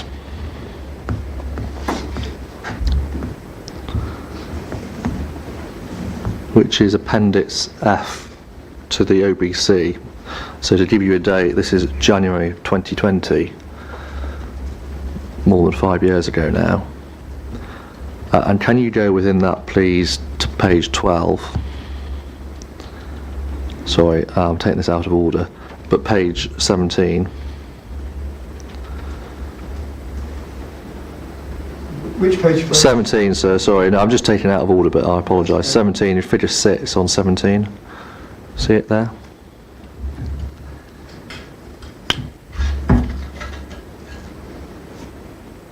So as early as 2020, updated bus network proposition showing very clearly buses continuing through Grange Road to West Cambridge as well, and we'll come on to this in a moment, to other destinations. That's right, isn't it?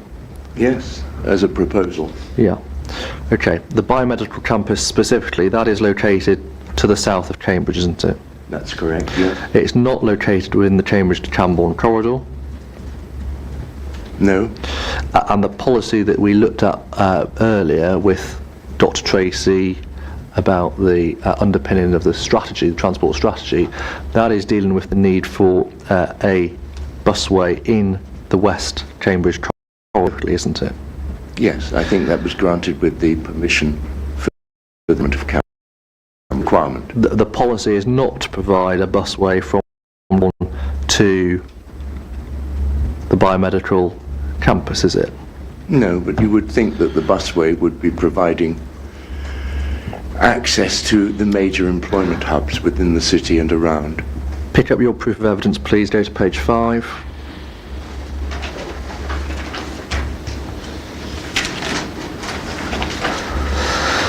This is some information that you've put forward. I'm not sure if it's sourced, but let's just take it at face value. So which page? Page 5, and there's a subheading 2014-15. Was this not dealt with by Dr. Tracy? Yes, but this is her page. I know, but this is specifically about destination demands. You're the person that deals with destination demands. I clarified that. And you say here, despite destination demand projections, City 45, Science Park 31, West Campus 9. You see that? Yes. That's the bit I need to ask you about. Take that at face value. I don't know where you got it from. Sorry, can I read it? Sure, go for it. Go for it. Yeah. Because I say I haven't prepared this part. It's okay, because this is that's fine. Just read that sentence and the sentence that follows. It's all on the subject. Despite destination demand projections, City 45, Science Park 31%, West Campus 9%, no long-listed option provided a segregated route to the Science Park, with the city being prioritised instead. The off-road option ignored broader growth, notably at the biomedical campus. Yeah. Now, first question, no long-listed option provided a segregated route to the Science Park. But of course, providing a segregated route to the Science Park is no part of the transport strategy underpinning the adopted plan, is it, as you've just agreed? I suppose so, yeah. Second question, even taking your numbers at face value... Sorry, which numbers are you referring to? City 45, Science Park 31, West Campus 9.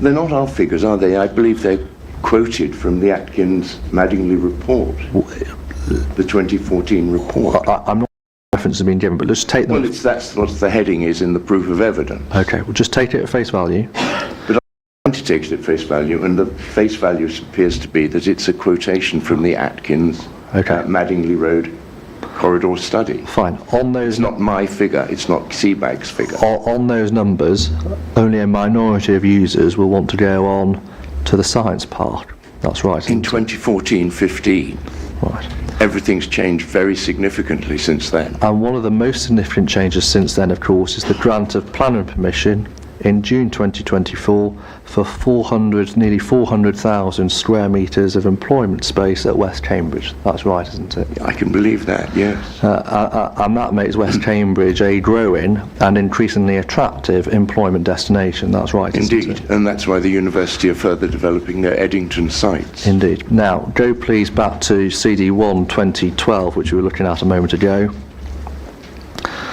Go please to PDF page 12. And I'll talk you through it. And 3.5, findings from previous work, so reviewing where to with the development of a bus network strategy. First bullet point, do you see that? The core demand for bus services on the corridor is to remain to destinations within Cambridge city centre. You don't disagree with that, do you? No. Thank you. I understand. May I just interject? Yeah. I understand that the Mayor of the combined authority, who has the responsibility for bus services, will be speaking specifically for bus services. That's certainly not within our remit as That's CBAG. fine. We've got lots of questions for the Mayor in due course. I'm sure you have. Same list of bullet points, please. Penultimate bullet on that page. Early studies identified a desire for direct services from Cambourne and the new A428 park and ride sites to destinations other than the city centre, notably the biomedical campus. Do you see that? Yes, I do. You wouldn't disagree with that, would you? And it's clear that the applicant has considered that very point, hasn't it? I don't really know what we're quoting from here. Well, this is a piece of work put together by Mott McDonald's, the Outline Business Case Appendix F, and the section that we are looking at now draws together the strands on the previous work, and that includes, for example, if you look at page 7, the strategic case, it includes the Outline Business Case, it includes the bus operating case, it includes OAR2. What this is doing is drawing it together to say, well, where are we now on the evidence, yeah? Yeah. Well, that's written obviously by experts, and that's their view. Yeah, and you don't disagree. I'm quite happy to read it, but I wouldn't disagree with it. I'm grateful. And then the next bullet point, Atkins tested the viability of direct services between Cambourne and Cambridge Medical Campus via the M11. Yep. And just pausing there, that is one of the things that you've just spoken about today, providing, Yes. And between East and Cambridge North Station via the Science Park, each operating 20 minutes. Sorry, could you just go to the next page, please? Yeah, sorry. Yep. Yeah, you got that? Yep. The viability of this level of service to the biomedical campus was found to be marginal, while the service to is considered unlikely to be viable. And you don't disagree with that, do you? I don't disagree with that at all. No? I don't know what the date of it was. Now, if we think about moving forward, please, back to page 17 where we were a moment ago. The updated bus network proposition includes services that will run on the busway to West Cambridge and then via the M11 to the Cambridge Biomedical Campus. Do you see that? Yes. In and out. Yes, from Cambourne via West Cambridge to the Cambridge Biomedical via the M11. So they go in and then they go out and back down the M11. They are not traversing the city centre, are they? No. No. And if we want to make that good, just go forward to page 22. And you see the bottom plan there that helps us. And you see the purple sort of fuchsia line. Yep. 2 number buses per hour, Lower Cambourne, Cambourne West to the biomedical campus. So I'll wait for the inspectors to get there. Page 22. At the bottom, fuchsia line, 2 buses an hour into West Cambridge, and it does a sort of left, back onto the M11, back down. So,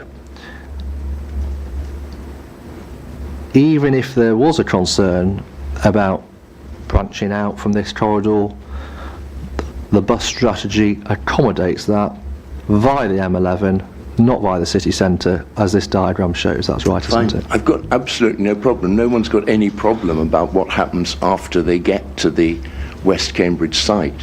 What we've got problems with is them coming off and across the Greenbelt and through Coton Orchard before ever they get to the M11. So, well, I'm grateful you've clarified that, and I'll make a note, because it does seem to me, frankly, that is where the dispute truly lies.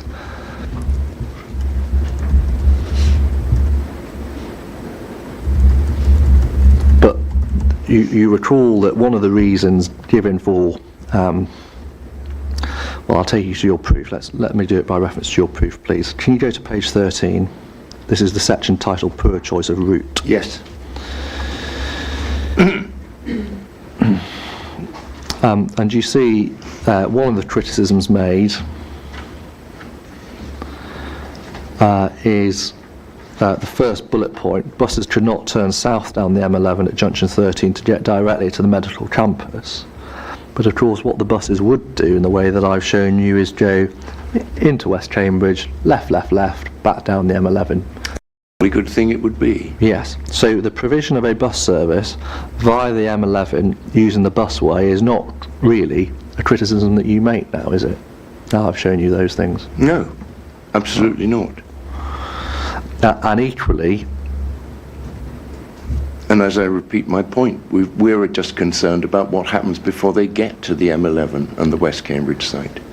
yeah, well, I'm not interested in what the buses do after that. yeah, and equally it follows that really the access to the biomedical campus via the M11 is not a point of distinction between the proposed busway and the CPPF alternative. No, that's right. The buses could run down the on-road route and turn directly down the M11 without going into the West Cambridge site. Other buses which were designated to arrive at the West Cambridge site to serve employees there would go directly there. Yeah, and you could decide which bus you wanted to get on, presumably. Indeed, and given we've established the possibility of that route down the busway, down the M11 from West Cambridge, it's no surprise therefore that, for example, the university and the biomedical campus itself, they both support this. You're aware of that? They support buses arriving, delivering their workers and their employees. Yeah.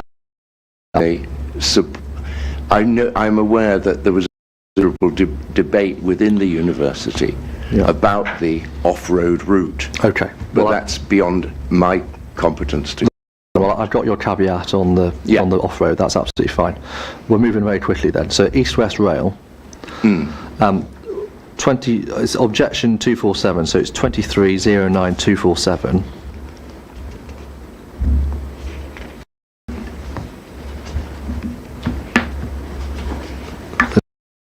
Folder 2309.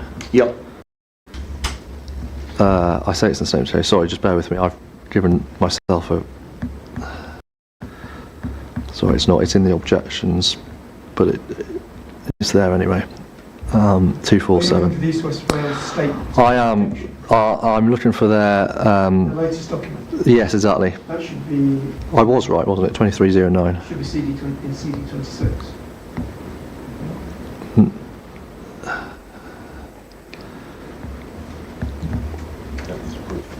No, hang on. No, sorry. That's the one, yeah.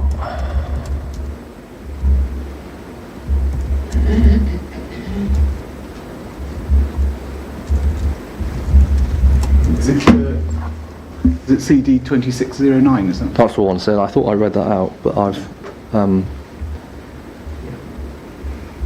no, 23... Sorry, 2309. 2309, sorry. Is the statement chaser. That won't be the latest document. It won't be, but It's the one you want. It's the one I want, and I can cover off the latest document in due course, the one that you've just referred to in 26. That's absolutely fine, but I just want to start with this one first, if I can. 2309, what's the number after? 247, objection 247. Sorry, 2309, there's 1 to 6 after. Oh, it's the first one. Sorry, the first one, yeah. So CD 230901. Yeah. Thank you.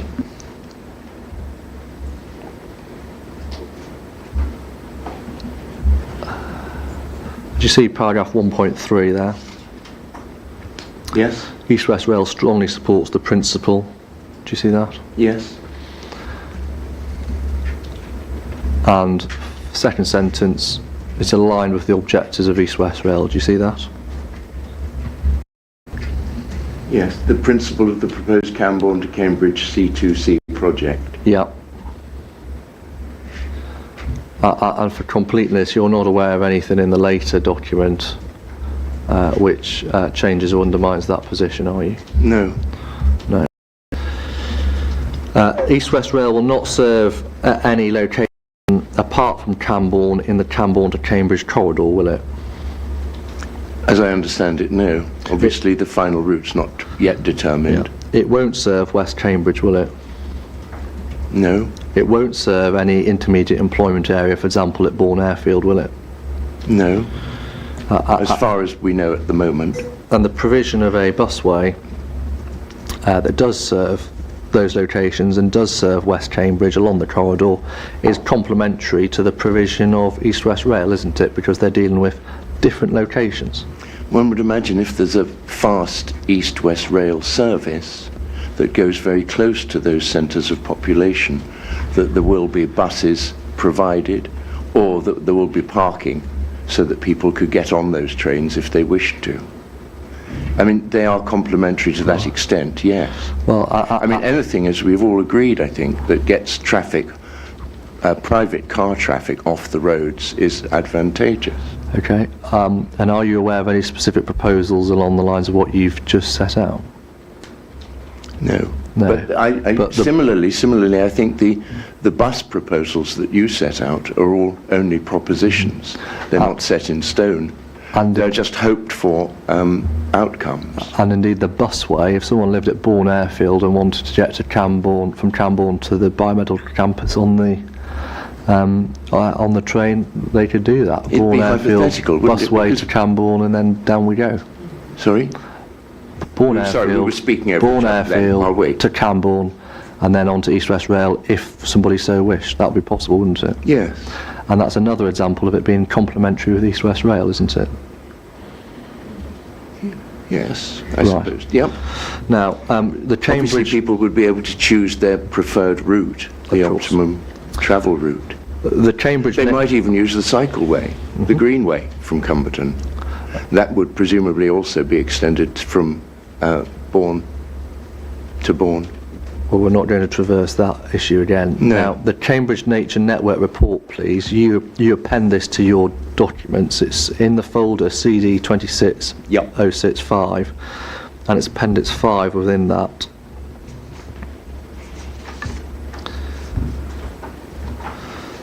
And can you go, please, to page 91, PDF 91.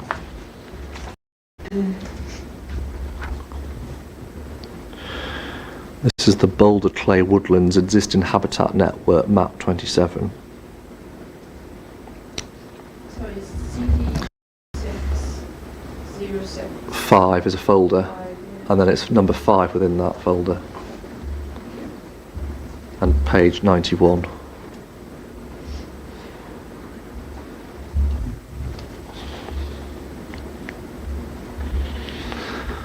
Coton Orchard isn't designated here either as a core area, a stepping stone, or a corridor, is it? Sorry, I'm still opening. Yes, of course. I'm sorry, sir. Do you want me to give you the reference again? I've got the reference. It's just because it's in a zip folder. It's just took me a while to. Oh. In which? Number 5 within that folder, sir. Thank you. I prefer Ms Gaisley to answer questions about Coton The Orchard. problem is I'm very happy to talk about it. But I think as she's the family's representative, that would be a much better question put to her. But my problem with that answer, I'm afraid, is that you've got a whole section in your evidence about this report, and you've expressed a number of concerns, including on top of page 18, about the effective destruction of Coton Orchard. I mean, these do seem to be legitimate Yes. questions for you. Yes. Well, Mr Henderson, you can put the questions quite clearly. If Mr Whitton-Spriggs doesn't know the answer, he will say so and you will move on. Of course. I'm very happy to talk in general terms about Coton Orchard. Well, see if you can help me with this report, because it is your report. May I just refer to it about, and I'm very happy to read this for the record. It's about Coton Orchard, if that's all right. Well, we're into questions now. So Sure, all right. see what the Fair question enough. is. Okay. Okay. The Habitat Network map 27, do you see that? So just give me the page. Page 91, sir. Right, 91, thank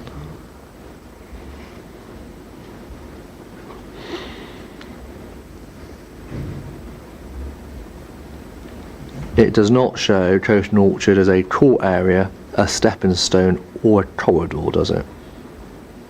I don't know what the criteria were for identifying these areas. Okay. All I can speak to is my own personal knowledge of the ecology, the wildlife, the biodiversity within orchard. Fine, because It's the largest orchard within Cambridge. Cambridgeshire has lost most of its orchards through development, and this is, irrespective of whether or not it's on that plan, an extraordinarily important and diverse habitat, as I'm sure the inspectors can remember from when they made a site visit. Sure. Now, I'm happy to say that, but my problem is you rely on this report, you comment about the harm to the orchard, you allege that we breached these corridors shown on the plan, and I want to ask you about that, but are you not the right person to ask about any I of those? don't think I am, no. All right. Well, sir, if he's not the right person, I've come armed with my questions. Yes. I would have challenged it on those matters, but I can't take it any further. The public footway, please, now. So back to your proof of evidence. Yep. There's a specific concern on page 19, in the third paragraph. You say, additionally, the off-road busway will run close to Coatings Village School, severing a well-used footpath that children currently walk along safely and away from traffic. Yes. Right. Have you seen Mr. Saunders' evidence? No. Okay, well, I'm going to have to show you some of it. Can you go to Mr. Saunders' appendices, please? Can I just ask who Mr. Saunders is? Yes, he's the overall environmental lead for the project. Okay. And can you go within his appendices, please, to page 7? PDF, that is.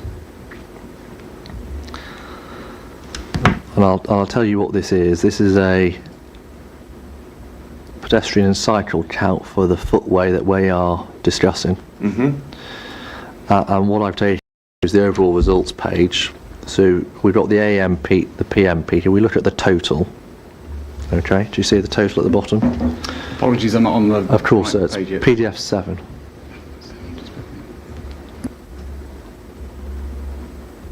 Yep. Yeah, Yep. And is that the right-hand column? left-hand column. Oh, it is the right-hand column. Yes, sorry, Yes. you're right. Yeah. It's got a total. So we've got June 2024. Do you see that? Yes. Starts on a Tuesday, the 4th of June. Yep. Take that from me. I looked it up this morning. Yep. They go through to Monday, the 10th of June. Yes. So exactly the sort of time when if people were going to walk to the school, one would expect them to be walking. Yes. Now, if we look at that, Tuesday, the first entry, total 6 people. Wednesday, second entry, 9 people. Thursday, third entry, 8 people. Friday, 9 people. Gets busier over the weekend, 17 and 15 respectively. Back to 4 on the Monday. Mm-hmm. Go back to your proof of evidence, please. Paragraph I read out to you a moment ago. Having regard to that data, this can't be fairly described as a well-used footpath, can it? No, it would appear not. No. As far as, obviously there are relatively few houses on the Madingley Hill. Yeah. And your It's probably over-egged, I appreciate that. overhead, thank you. Now, your next concern here was about severance, and I'm sorry to take you to another document. This is CD1 1604.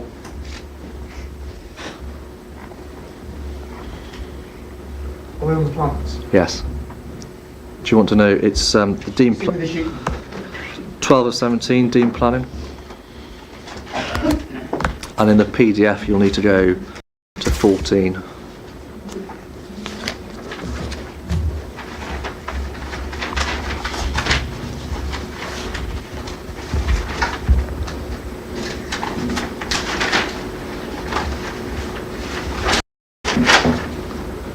Now, do you see footpath number 55-2 marked on that plan in the blue line? I can't read it from here. Okay, let's try and blow it up so that you can see it. It's not fair if you can't read it. Have you got it there? Yes. Yeah. And Now that, I've located it. Could you just zoom out again so I can see? Yep. And that's the footpath that skirts up past the primary school, past the reservoirs, and then will continue north to Maddenley Road, yeah? Yes. And you see the busway intercepts that footpath, yes? That's there, yes. And you see the annotation at grade crossing for diverted public right of way. Yes. So going back to your proof, page 19, that well-used footpath, or now we say that footpath, will not be severed, will it? Because an at-grade crossing will be provided. No, it's not severed. No. So again, you're So it's going to be, obviously it's going to be slightly more problematic for the children to cross it, yeah, but in circumstances or where anyone to cross it's provided at grade, Yep. and where it's subject to the ROGS safety procedure that Mr. Baker explains in his evidence, there's no true problem in those circumstances, is there? I think if I was a parent, I think I'd want to see my child across that. That's all I would say. Well, if you're taking your child to primary school, you might well go Yeah. with them in any event. Yeah. Fine. That's the footpath. Roads in Coton. This is, I should say, it's the paragraph above the one we were looking at a moment ago. Your concern about commuter parking and congestion, Yes. and access onto Maddenley Road. Yeah. Yes. Starting point. Do you accept that the modelling shows no existing congestion problem with the access from Coton onto Maddenley Road? If you've ever, well, I don't suppose you ever have, if you've tried to get out from Coton onto either the Madingley or the Barton roads, there's considerable tailback. If, as quite often happens, there's problems on the M11, particularly southbound. I mean, there was one just 10 days ago. The diversion of traffic through Coton is absolutely extraordinary. But you right.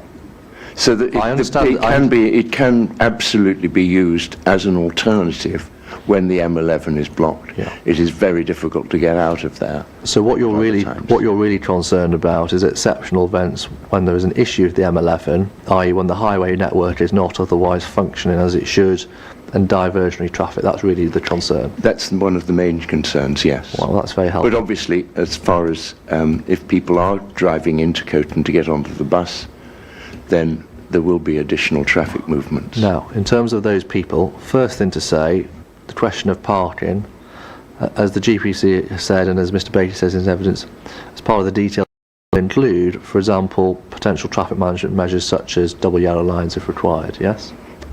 Yes, and that's one of the things we do have a problem with. Yeah. And in any event, if we're thinking about people driving to Coton, if anybody is living in Cambourne, Bourne, Hardwick, all of these destinations, they're not going to be driving to Coton to get on, they're going to get on at the bus stop, for example, in Bourne Airfield. I would hope so, yes. Yeah. And if they're travelling from further afield down, then they'll use the side, won't they? Then possibly, yes. Yeah. So in reality, the likelihood of anybody beyond those who live in or immediately around Coton driving to the bus stop is low, isn't it? I think at the moment, an awful lot of people drive into Coton, leave their cars, and then cycle into the city. That's one of the things that, the GCP are attempting to deal with. Indeed. And if that commuters. person lives in Cambourne, for example, they will have a perfectly good and indeed preferable alternative once the busway is delivered, won't they? If they want to travel by bus, which is... Or indeed, I mean, that's the argument, isn't it? Or That's if they the want sad to fact that cycle. we're all discussing whether or not people will actually choose to get out of their cars. or if they want to cycle, you're people who drive then cycle. If I'm living in Cambourne and I want to cycle, I'm going to hop onto the maintenance track and cycle in, aren't I? One would hope you were, yes. So One of the main reasons I moved to Coton is because it's so easily cyclable there, from there to everywhere else. So again, looked at realistically, the risk that you describe is low, isn't it? I wouldn't say that, no. I would say at the moment what the risk of traffic into Coton might be, because it would depend on people's options and people's requirements. Right. Finally, We can't say that it wouldn't have an impact. now finally the American Cemetery. Can you turn to page 20 of your proof? Yep. I've dealt with the question of whether or not there'll be an impact with Dr. Tracy. It's the second paragraph under that subheading. Are you trying to say to the inspectors that the American Cemetery, specifically the Monuments Commission that sits behind it, are you saying that they oppose the busway? I think this was raised before. Mr. Underwood has asked for the extract from that GCP executive meeting to be made available to him. That is the extract that is quoted here in my proof of evidence. You will see him make his statement in that, which I hope will be made available to you, sir. I understand that, but are you trying to quote from that document in order to say to these inspectors that the American Cemetery, frankly the American government that sits behind the cemetery, objects to the scheme? Are you saying that or not? I think probably the best thing to do would be for the inspectors to look at the extract from that recording, and they can make their own judgment about that. Well, I'm going to have to show you some documents then. Can you take your CD 10616? 10616.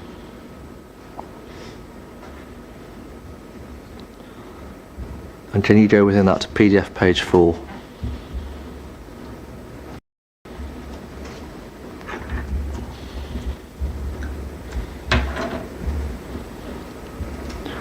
Do you see it's a letter from the American Battle Monuments Commission? Yes.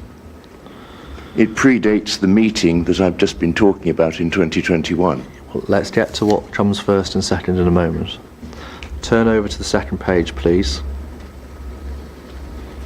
Do you see above the first picture in bold text, the Cambridge American Cemetery favours development options that avoid expansion of the A1303, avoid congestion, reduce traffic volume, reduce the speed limit, increase safety to pedestrians and cyclists, yes? Yes. To the left of that photograph we get an explanation why, including, despite being located in the greenbelt that surrounds Cambridge, the sounds of motorway traffic and emergency vehicle sirens disrupt the quiet and calm as visitors try to contemplate young lives cut short by war. Increased vehicle emissions and winter road salt are already beginning to yield an adverse effect on the horticultural features that form visitors' first impressions. Do you see that? Yes, I do. So a specific concern about avoiding any expansion on the A1303, yes? Yes. Including avoiding any impact on the horticultural features, which in more common parlance, as the photos show, mean the hedge. Yes. Turn over the page then to the PDF page 6.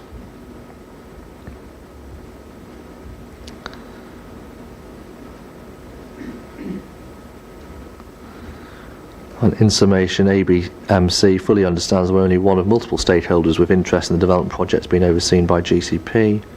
With that in mind, Cambridge American Cemetery would like to support development options that correspond to the interests laid out above, and then he reiterates reducing noise, dealing with protecting, I should say, the verge and the border shrub, sustaining public accessibility and increasing health and safety. Yes. Yeah. No objection to the scheme, is there? There's no objection to any scheme, No objection. whether neither the on-road or the off-road. Yeah.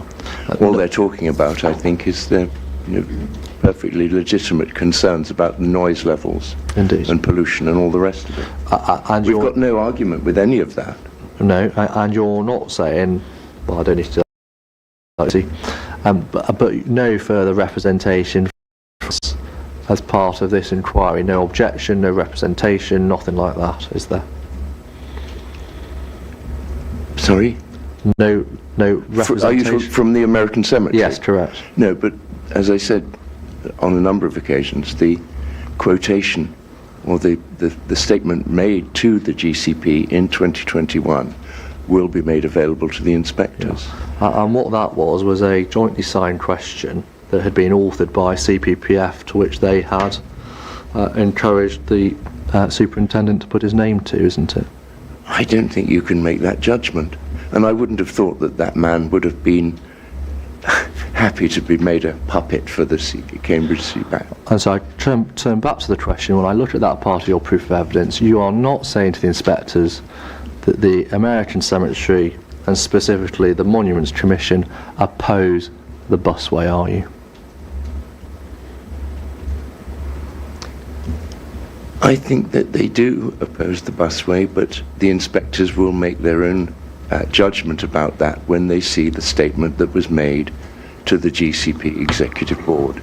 And the short point is that the answer you've just given me is inconsistent, one, with the letters that I've shown you, and two, with the absence of any further representation or objection. That's I said right, at the beginning that the letter predates the statement.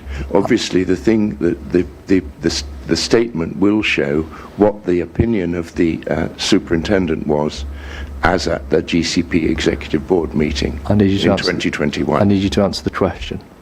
The suggestion that the American Cemetery and the Monuments Commission is opposed to the busway is inconsistent with the documents that I've shown you, and secondly, with the absence of any representation or objection subsequently. I don't think there's any mention about the busway. They make general points about not having additional disturbance on the A1303.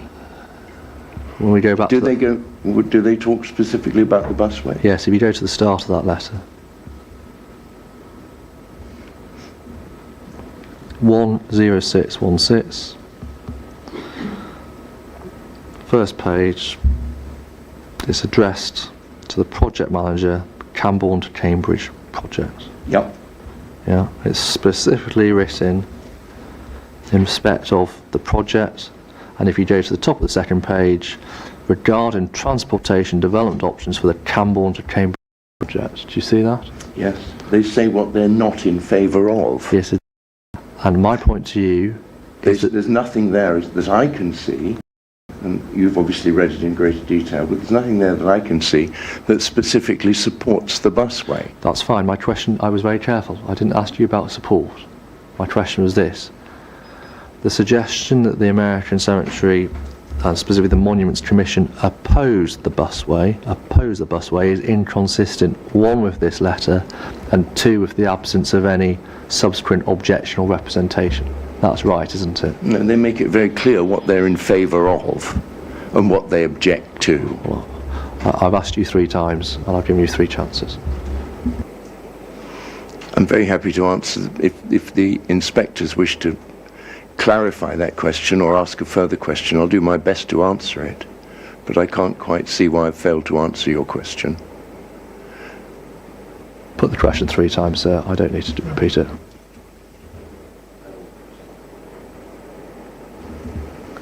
Mr. Applicant Writer, do you have any questions for Mr. Whitton-Spriggs? Thank you, sir. Just 2 topics to cover, Cambourne West and a couple of extra points on East-West Rail. Good afternoon, Mr. Whitton-Spriggs. Hello. We could start by turning to page 22 of the proof of evidence.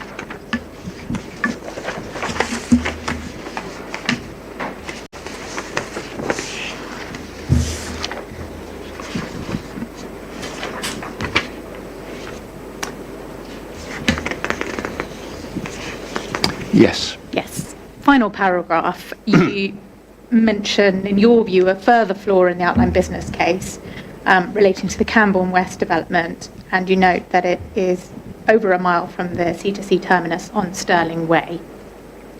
Are you familiar with the proposals for the Cambourne West development scheme, or with what's been Only in broad terms. And are you aware of the Section 106 obligations on bus provision for Cambourne West? Yes, in vague terms. Let's have a look at them then. But before we go to the documents, as a matter of principle, if there are measures in the Cambourne West development and the Section 106 to ensure that the C2C scheme does connect in with Cambourne West, that would resolve the concern that you expressed? Absolutely it would, yes. We've got every sympathy with any resident in Cambourne who wants to get anywhere they want to. We just don't want them coming across the countryside. So if we, just to put this part of the scheme in context and your concerns in context, if we just have a look at the proposed site plan first, CD 116.4, we were there a moment ago, PDF page 3. So 116. 4, it's the deemed planning permission plans. Sheet 1.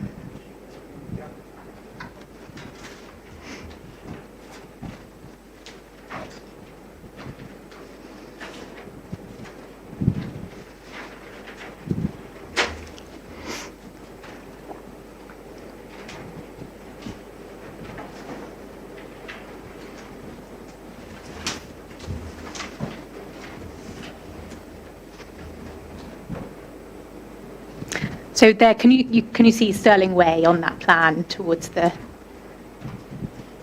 left edge of the plan?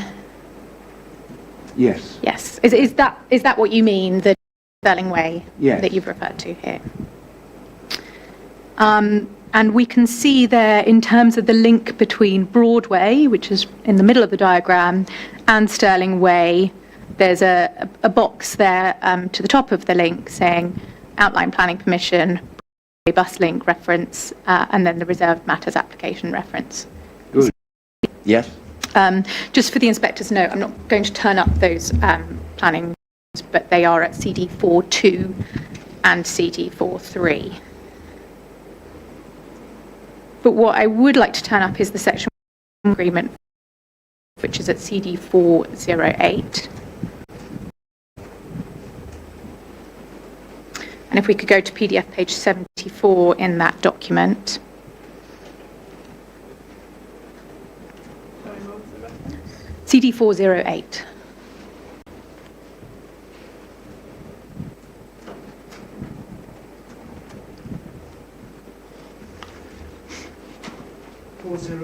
Yes.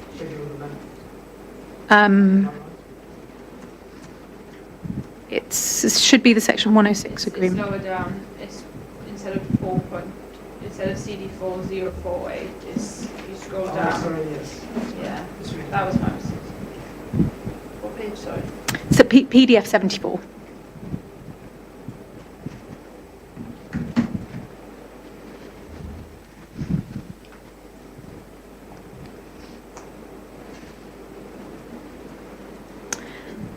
So we can see here, this is Schedule 4 to the Section 106 agreement, setting out the County Council obligations, County Council, the Highways Authority, and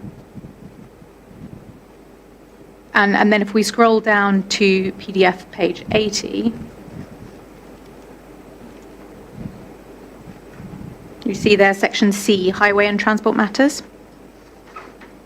Yes, I've got that. And then there's a reference to the Broadway bus link. Yes. So there's an obligation on the owner, so the developer of the Cambourne West development, to complete a carriageway with 2 lanes, which is solely for use by buses and emergency vehicles, and a separate pedestrian cycle route between Stirling Way, Cambourne, and the road known as the Broadway. That's what we've just looked at on the plans, isn't it? Yes. So clearly that part of our statement is wrong, and I apologise for it. In fairness to you, you do refer to the terminus being at Stirling Way, so Yes. I'm just clarifying the context. Yeah. So that's fine. Then if we just scroll down to page 82, and this is really more for your notes, sirs, just in terms of Section 2 on page 82, the funding for the City Deal project. These are the Section 106 obligations in relation to funding to improve links by bus between Cambourne and the city centre of Cambridge, which have been mentioned earlier on in this inquiry. Yes. But then in terms of Section 3, this is headed, so do you see that on page 82 further down? Yes.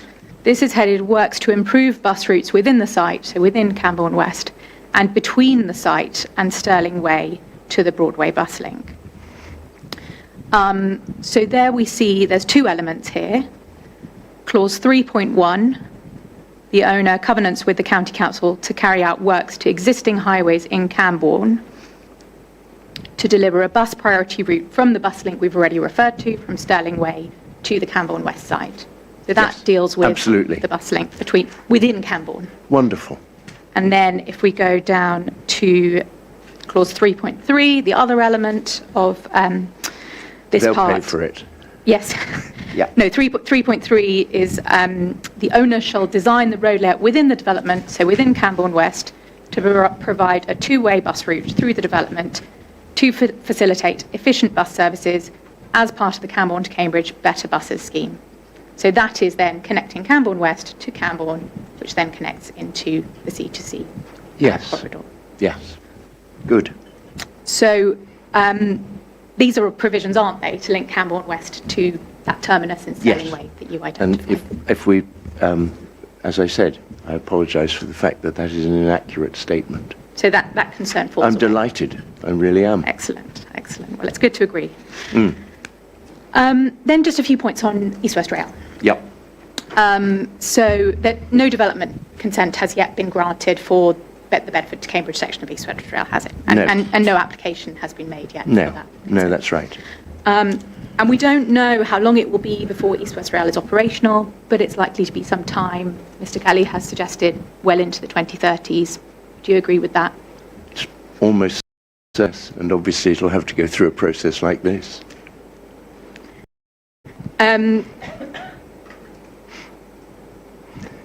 I think the point we were making, and Dr. Tracy's made as well, and I think everyone's been making the point, is we just wish that we could have had a busway on the on-road route well before this time. And in terms of the complementarity, I appreciate you've already agreed with Mr. Henderson that the scheme we're considering at this inquiry would be complementary. But just a couple of other points. So I think the only thing I'd say about that is... Can I ask my question? Sorry, yes. Wait for the question, please. Sorry, I do beg your pardon. So the applicant scheme, we've already heard from Mr. Lonergan, would be running at a frequency of around 10 to 12 buses per hour. And in terms of... Sorry, who'd be running them? Sorry, the applicant scheme. Yes. The frequency proposed. Yes. On the scheme. Proposed by the promoters of the scheme, the applicant. Exactly, not a bus company. Yes. The bus companies haven't said anything at all about running buses on this scheme or the frequency thereof. Yes. The evidence to this inquiry has been that they would be running 10 to 12 buses per hour. That evidence is given by the proposers, not by the bus companies. And as I said, Mr. the mayor will be Spriggs, we're still waiting for the question. Yeah, okay. And in terms of the frequency proposed for East West Rail at the moment, that's the maximum of 4 trains per hour. We can go to that if necessary.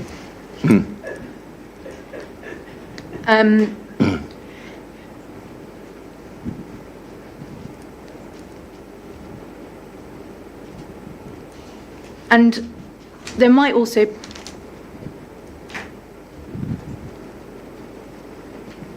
in terms of choosing between a train service or a bus service, there might also be considerations of cost, might there?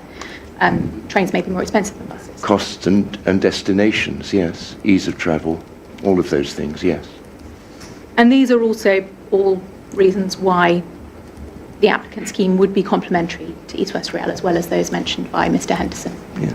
I think the only issue would be if you were living in Cambourne and you wanted to go to the biomedical campus, and even in 2030 the East West Rail is up and running, then I think you probably choose to get on the railway rather than get on the bus. Thank you. That's all my questions for you.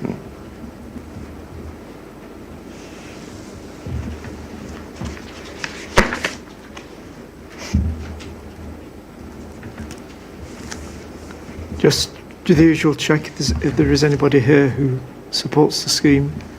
Anybody else who has questions for Mr. Whitton-Spriggs? No, thank you.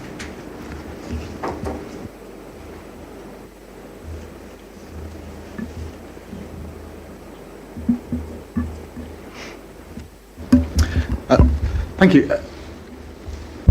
Something to clarify, in your statement, you mentioned the listed church in Coton. Yes. Also archaeology, moated sites and ridge and furrow features. Yes. But it doesn't say how they're going to be affected. What? They won't be physically affected.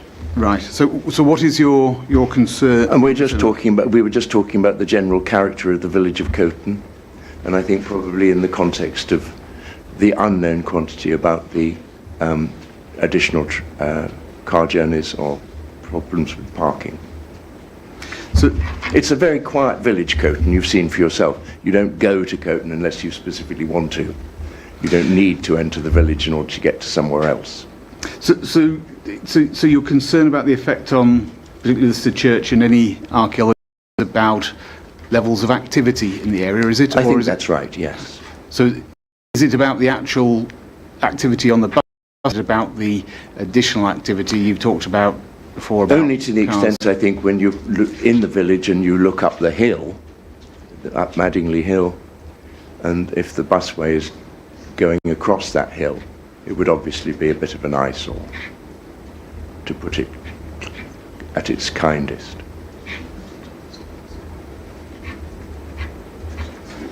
The character of Coton, I think, would be changed by having that busway. And then, as we all understand, by the way of the world, we then might get additional planning applications and all sorts of things. Well, hang on, you're going away from my question. Yeah, sure. I'm sorry, I was just trying to elaborate on the overall character of the village of Coton as it currently stands. Well, thank you for clarifying that, and that you're not suggesting there'd be any sort of direct impact on any archaeology. No. It was about the character of the village. No. And obviously, I think archaeological excavations have taken place. Thank you. Thanks.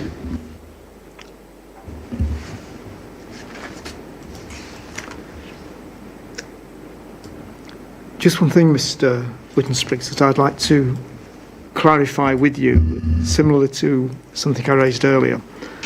That's in connection. I'm on page 22 of your proof, right at the bottom, about what happens on Stirling Way.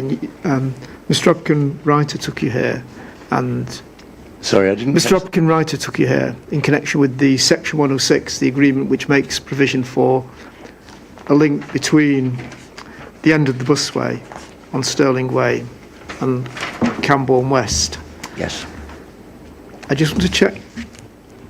You acknowledge that, and that there would be arrangements put in place for bus journeys to continue. I just want to check your understanding, because you use the word terminus. What is your understanding of what will happen on bus journeys when buses get to the end, to Stirling Way?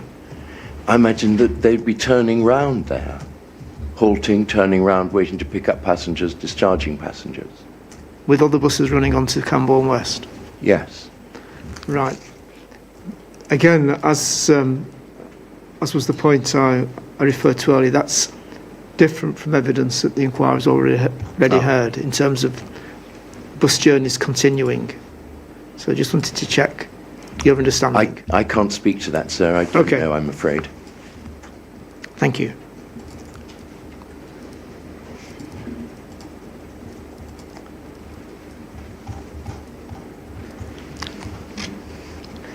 Thanks, Mr. Whitten-Spriggs. I've got no further questions. Thank you, sir.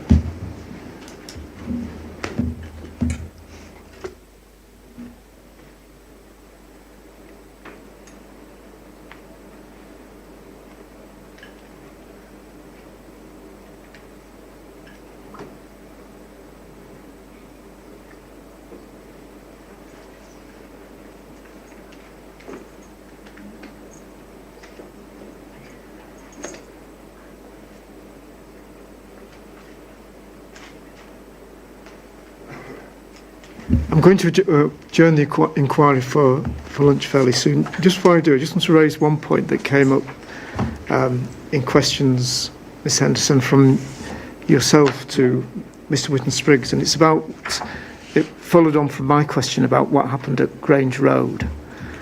And you took Mr. Whitten-Spriggs to the diagram which showed the potential options for bus routes. Correct, yes. Spreading out from there and giving a choice of destinations.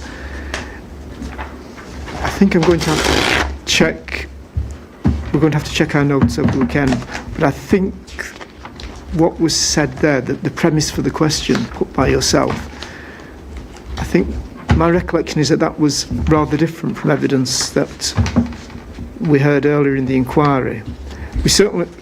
what was certainly correct was that we were told that buses would go on from Grange Road. They wouldn't be stopping at Grange Road. That's right, they don't stop there, so. Yes, we know that.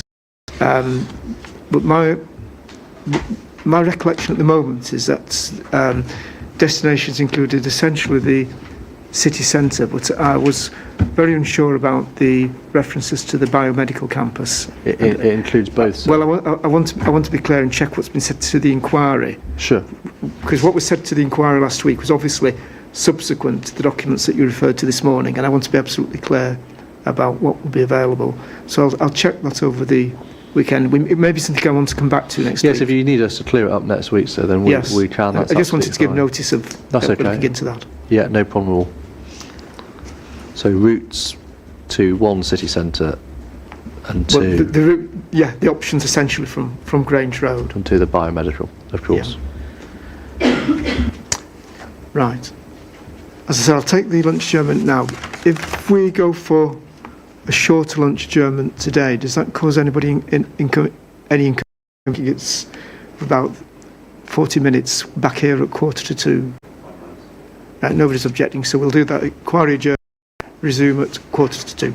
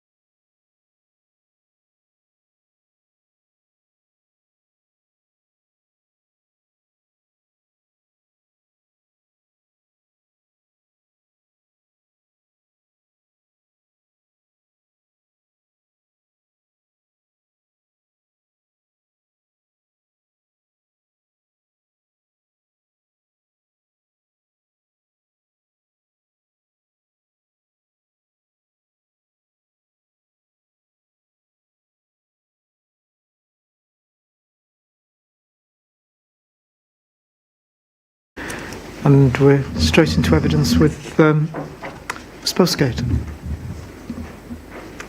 Trying to work out is that working? Well, I can hear you. A microphone? question. I think somebody's putting their thumbs up at the back. Yes, it seems to be. You should be able to see a little red light. And that means it's working? That means it's working. Okay, brilliant. Thank you. So could you start, Ms. Spostgate, by introducing yourself, telling us if you're just speaking as an individual or representing any particular group in the area, Yes. and then say what you'd like to about the proposed scheme.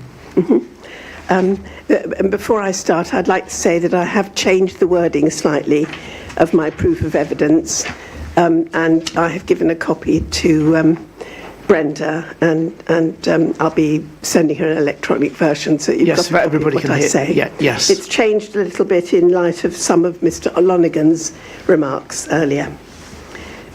So, as an introduction, I'm representing myself. My name is Mrs. Carolyn Postgate. I've been a resident of Coton for 45 years. I'm editor of the village magazine, the Coton Community News, a parish councillor and member of the Coton Busway Action Group. In the past, I've served on the Board of Trustees of Coton Village Hall and as clerk to the governors of Coton Primary School. I mention these mostly voluntary posts to show that I've been closely involved with the life of the village for many years. Whilst I fully support improved local public transport, and I'm a frequent user myself, I do not believe that the scheme currently proposed by the applicant will provide the necessary transport benefits for the increased population growth forecast to the west of the city of Cambridge. Instead, I support the CPPR-CPC alternative for this section of the road. In my original letter of objection, in my statement of case, I mentioned 8 separate objections that I had to this section of the scheme from Madingley Mulch to Grange Road. Most of these will have been or will be dealt with by other objectors. Here I'll confine my remarks to the detrimental effect on Coton Village itself and its residents, serious safety concerns and route conflict with the proposed new Madingley Hill water reservoir. First of all, under the heading detrimental effect on Coton Village, the applicant's scheme would include a traffic light controlled crossing of Cambridge Road. I refer to CD1-125 sheet 13 on the maps. Cambridge Road is the main route of only 2 roads into and out of the village. This road, Cambridge Road High Street to Brook Lane, as mentioned by Mr. Whitten-Spriggs, is often congested with standing traffic backing up all the way to Brook Lane when there are traffic problems on the M11 or the A14, a situation which would be worsened by frequent red lights. This would also have the effect of blocking the exit from the main part of the village, High Street, Whitwell Way, Silverdale Avenue, etc., and blocking access for emergency vehicles. I now refer to CD1-20.12, page 19, figure 6. We were looking at this document earlier. It shows a schematic rendering of the bus routes planned by the GCP.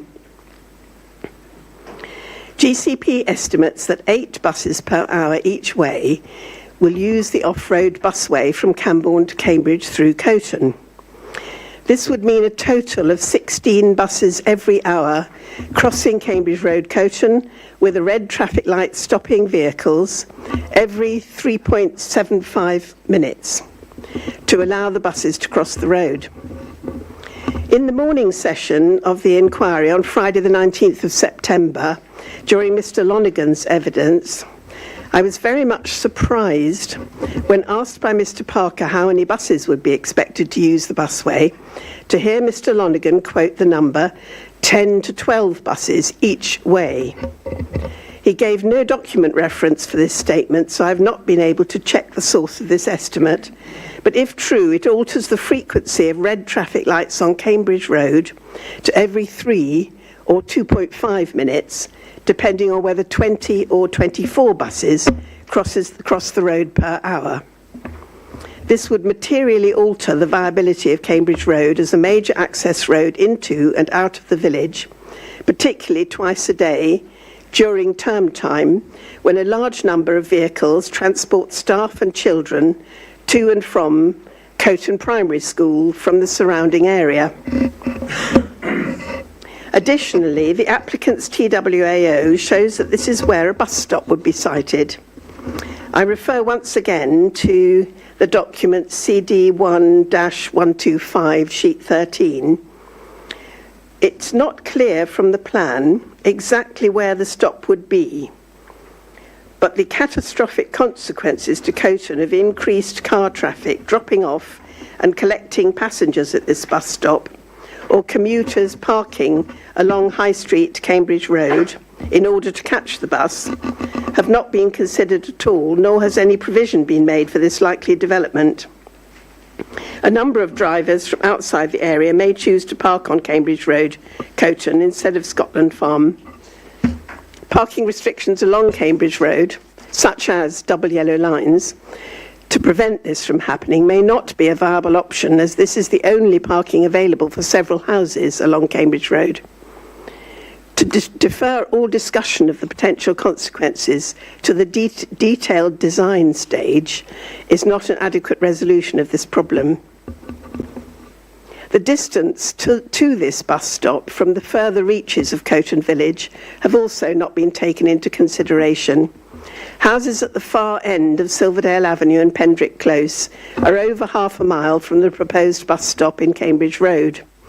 There is a much closer existing stop at the junction of Silverdale Avenue and Whitwell Way, which is currently served by the number 8 bus, but this service is likely to be discontinued should the proposed busway be built. The safety implications of locating a busway crossing on Cambridge Road, which is used by many pedestrians walking from the centre of the village to Blue Diamond Garden Centre, have also not been considered. Between 2015 and 2021, there have been 3 deaths and 1 teenager sustaining life-changing injuries on the St Ives to Cambridge guided busway. Admittedly, these incidents occurred on a guided busway of a different type from the one proposed by the applicant. However, Cambridgeshire County Council was taken to court by the Health and Safety Executive in 2024. In a BBC News report in April 2025, it was reported that sentencing Cambridgeshire County Council at Cambridge Crown Court, Judge Mark Bishop criticised the authority for its rigid and blinkered response to the fatalities, as well as numerous near misses and accidents. In court, the council was criticised for its dismissive and defensive handling of concerns that included poor signage, unsafe crossings and poor lighting. Cambridgeshire County Council was fined £6 million for safety breaches relating to these incidents. With reference to the C2C busway, there is no evidence that I can find that safety concerns have been seriously addressed by either the GCP or Cambridge County Council. Additionally, the proposed busway cuts across footpath number 2 from Whitwell Way next to Coton Primary School up to Madingley Road opposite the American Cemetery. This was being discussed again earlier today. This footpath is used by many walkers, some children walking to and from Coton Primary School, and is an important route linking Coton with Madingley Road. It's not clear from the applicant's maps what provision will be made to ensure the safety of pedestrians crossing the bus road at a point on the route when buses are likely to be travelling, to quote Mr. Lonergan again, at 50 miles per hour. If speed restrictions are brought in over this section, this would adversely affect the applicant's projected journey time savings. Also, one needs to bear in mind that anyone crossing the 45-metre wide busway will need to be pretty nippy to avoid buses if they pass as frequently as every 3.75 minutes to 2.5 minutes. I have not touched on the adverse effect likely to be suffered by all residents of Coton during the building work of the off-road busway. Large compounds are planned to be sited, one on Cambridge Road behind the last houses in the street, and one at the M11 end of the footpath, which is a particularly narrow single-track residential road. Admittedly, this will only be for the duration of the building work, but this is likely to take at least 2 years, particularly with the building of the proposed new bridge over the M11.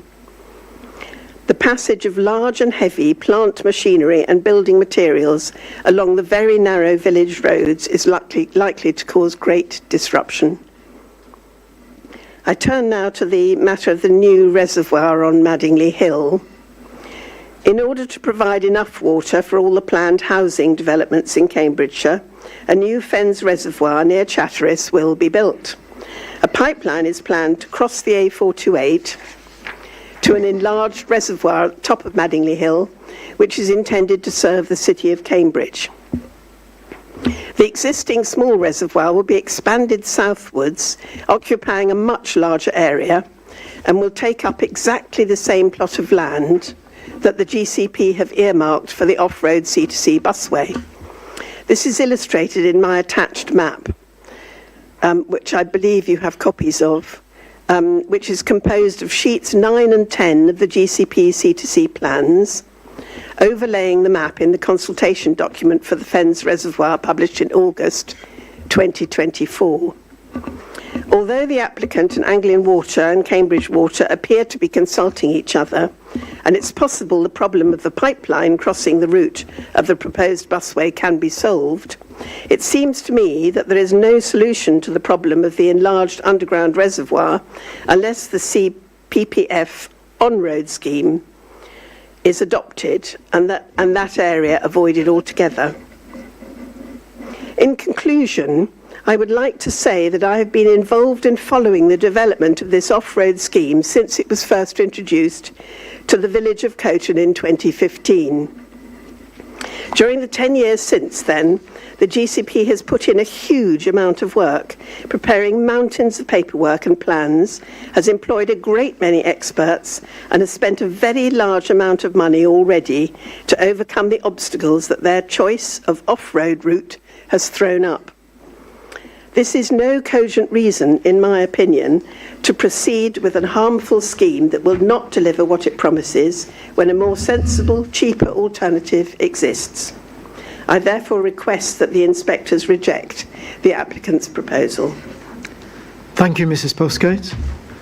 Mr. Henderson, do you have any questions? I do, just a handful. But Mrs. Postgate, can I start by helping you with your question about the bus stop? Do you have sheet 13 available? I don't have it to hand. Okay, no. well, we'll get it pulled up so that you can see. So, my understanding is, before you ask your question, is that it's likely to be on the west side of Cambridge Road, but I can't see it on the plan. yes, well, let me show you where it is. So, Okay. I don't know if that CD is open. It's one. Sorry, I've got my hard. CD 1125, sheet 13. Yes, I think that sounds about right. At 125, kind of CD 125, so it's further down. Oh no, I think it might be 112.5, but Oh, could it be 112.5? Yes, it could be. no, try 116.04. Let's just stick with the number I was going to do. Sorry, we've all got hard copies and you don't have it, and I want to make sure you've got it. Okay, so Okay. and that's And sheet 12, is it? That you've got No, there. sheet 13 you need. I need sheet 13. Yes, there we are. Yes. Yeah, and if I don't know if we're able to zoom in on the right-hand side for the key, so you can see the key. You'll see the yellow highlight. Do you see that? Guided busway. Oh, guided busway stop. Can you go down to the bit of the plan Exactly, yeah. where it shows? So there's no sign of any building there. I imagine there'll be a bus shelter and seating for people waiting for the buses. Yeah, provision in the order is made for those items, which will all come out of the detailed design. But in terms of the location, which is your query specifically, yes, yeah. if you Okay. see the yellow highlight, Yep. that is the location. Yes, agreed. Okay, it's not a question. I just want to help you so Yep, you go home that's fine. knowing the answer to your question. I'm sorry, I assumed you were following along to the extent you needed to, but I just want to deal with that first for Mr. Postgate. Can I just ask you a few questions then? Firstly, in your proof of evidence and your speaking note, in the second paragraph, you say that you fully support improved local transport. And can I take it that the reason you fully support improved local transport is because you agree that there is a need to provide better public transport links in the Cambourne to Cambridge corridor? Yes. And in terms of the principles of that public transport improvement, one of the things that we should be doing is we should be improving reliability. Yes, indeed. Now, you refer also to the CPPF alternative, but I don't understand that you give any evidence on that. You simply leave that over to CPPF and... Absolutely, yeah, yes. Great. Now, can I ask you a few additional questions in terms of the delivery of further public transport? I take it that you support public transport improvements that will unlock the allocated housing growth at Bourne Airfield and Cambourne West? I neither support nor oppose. Okay, that's fine. And do you support the proposed transport improvements to unlock the future housing growth envisaged by the emerging joint local plan? I neither support nor oppose. Okay. And do you support public transport improvements to unlock further growth of Cambridge as set out in the case for Cambridge? Again, I neither support nor oppose. That's fine.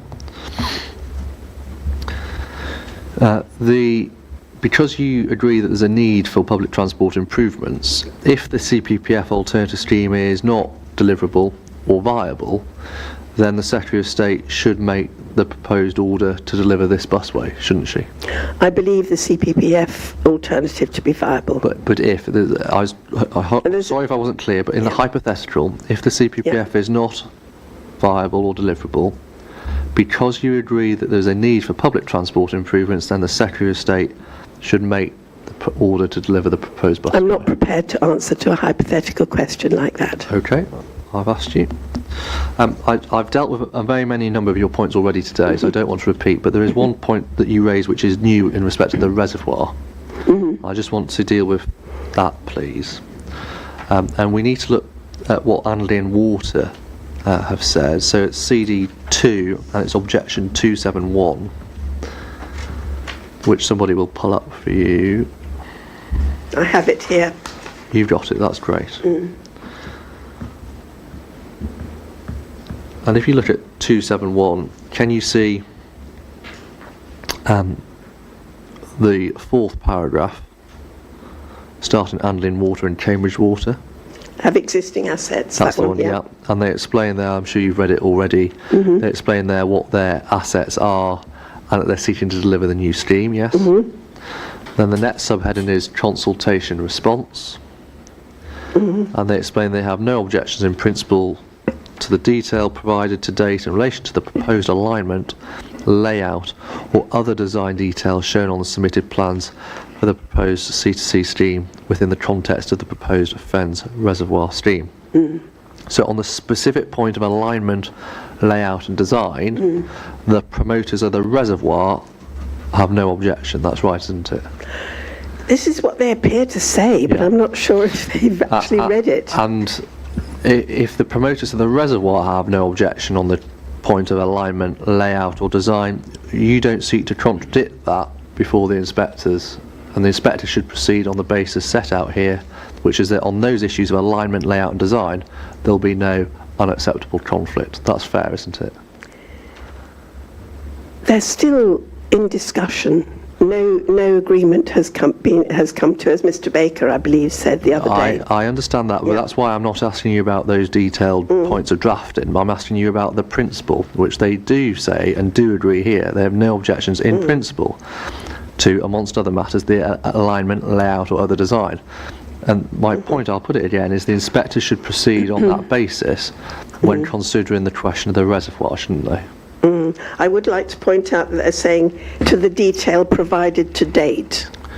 So I'm not sure whether it applies to the plans as they are at the moment. Right, but to be clear, this is a representation made after the application had been submitted. Therefore, they would have had, amongst other matters, the plans and the works plans for which the order to which the order relates and for which deemed planning is sought. So they've got all the information they need for this, don't they? There is a problem with Anglian Water's response here, in that they don't actually mention the enlarging of the reservoir. They mention the pipeline, and I believe that is perfectly compatible with the busway, but they don't actually, in words, mention the enlargement of the reservoir.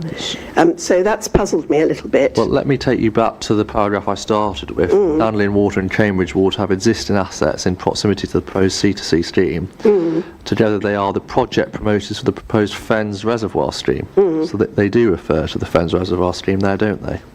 Fens Reservoir scheme, but they haven't mentioned the enlargement of the Madingley Hill Reservoir in this document that I can see. They mentioned the Grapham to Reed pipeline scheme, but not the reservoir. Let me ask you to turn over the page, please, to page 2. And can you see the second paragraph there? Yeah. The Fens Reservoir project, and they give a link, includes new public water supply connections such as at Madingley. So it is including those matters. They've called it, they've given it a project name, but it includes those issues that you're concerned about, doesn't it? Yeah, let me just have a look. I just wonder, Ms Henderson, whether you're talking about different reservoirs. Well, I'm putting the question on the basis Anglian Water, including the reservoir, the Fens Reservoir project, including the issue that this witness has raised. I'm putting it deliberately on the basis that this representation relates to the entirety of those future works. No issue.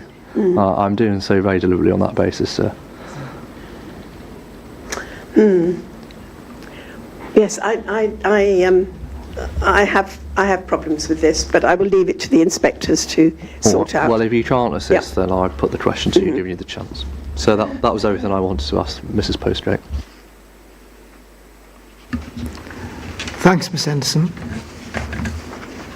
Can I check if there are any other questions from the room? No. Anything to... Just a few minutes. Yeah, of course. Mrs. Postgate, it was mentioned earlier this morning, but also you mentioned that Cambridge Road gets congested with standing traffic up to Brook Lane. Is that only when there's issues on the A14 or the M11? No, it's got a great deal worse in the last couple of years when they narrowed the exit onto Madingley Road, which means that you used to be able to have 2 lanes of standing traffic waiting to go into Madingley Road, one going left, one going right. You only have one now, so we do quite frequently have tailbacks on a normal day with no problems on the M11. And when you say a tailback, is this, when you say a tailback, this is from the junction with Madingley Road and Cambridge Road? Yes, that junction, going back past the entrance to the Coton Orchard. To pass the entrance to the garden centre? Oh, past the entrance to the garden centre, yes.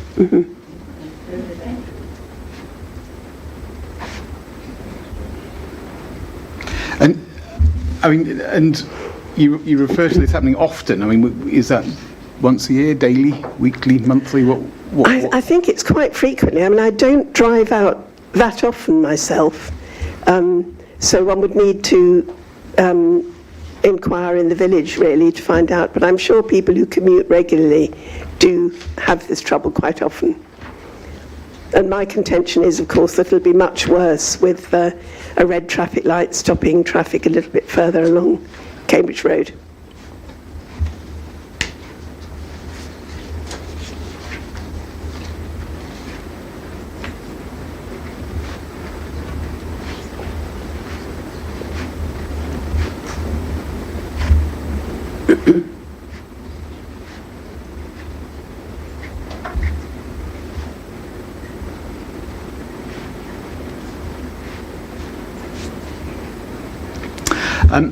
And again, you've mentioned your concerns about safety at the proposed point of where the busway is proposed to cross Cambridge Road. What are your actual concerns? Is it just concerns about adding another junction to Cambridge Road, or are there other concerns about safety? It's probably not as bad on Cambridge Road, the safety, as it is on the footpath, because at least on Cambridge Road there will be a red traffic light, which indicates that a dangerous bus is coming along, but that's not the case on the footpath. And I would like to add, in response to the survey on the footpath, and how few or how many people use it is irrelevant. It's a public footpath and should be seen as such. Okay, thank you, Mrs. Postgate. Okay.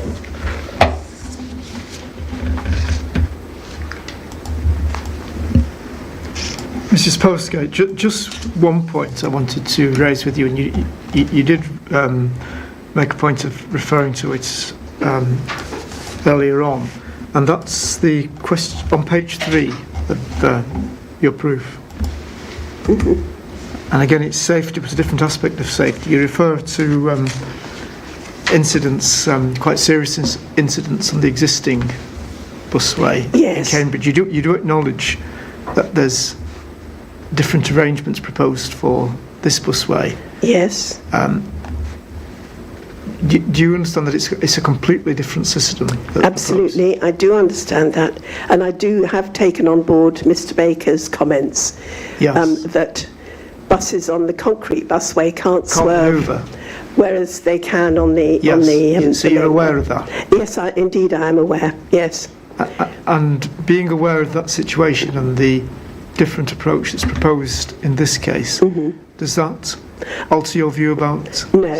No, I still think you're very vulnerable crossing that wide road with extremely fast buses coming along very frequently. And I think the same applies to farmers crossing the road with their farm machinery as well. Anything crossing the road on that open stretch is going to be vulnerable. Why do you refer to it as a wide road? It's 45 metres wide, the busway, as I understand it. Is that not correct? It sounds... It doesn't sound correct. I'm very surprised that was the case. Right. Are you sure? So it's the two-track carriageways, yes, plus space on either side, yes, plus the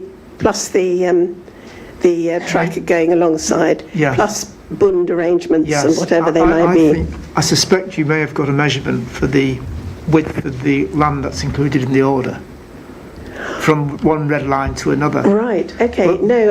Am I right in thinking yes, that the area, the part you'd be concerned about would be where the buses are actually running? I'm concerned about the whole width of the development. Yes, but in terms of safety. In terms of safety, yeah. Well, maybe the fast cyclists just as much of a danger, or possibly galloping horses as well.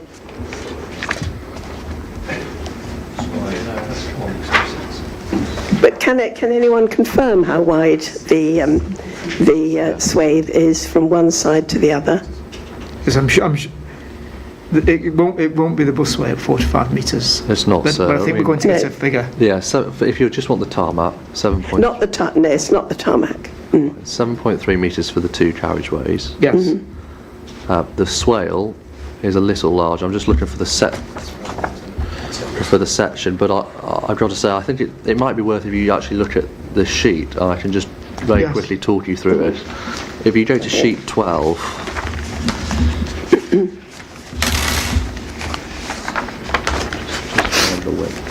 Yeah.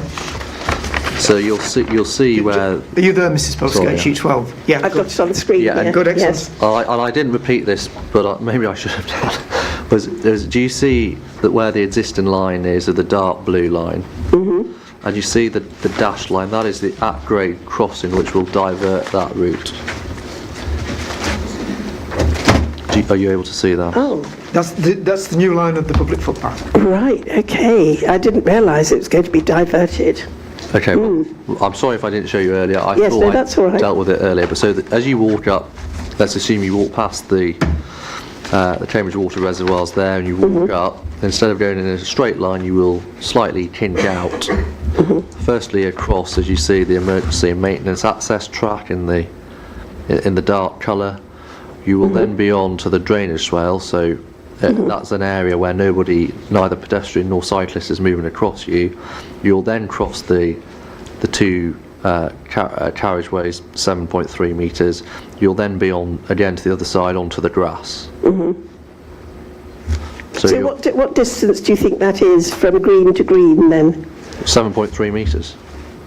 I thought that was just the carriageways. That's right, yeah. Yes, so what about including the track, which may have maintenance vehicles zooming along it as well? How wide is it? 3.5 metres. Anyway, you understand my point, I I've think. got your point, yes. Okay, well, You're concerned about potential conflict. I am, indeed. With the buses. So hopefully we've at least clarified. The width, yes. Exactly. Yes. Thank you, Mr Anderson. Thanks, Mrs Postgate.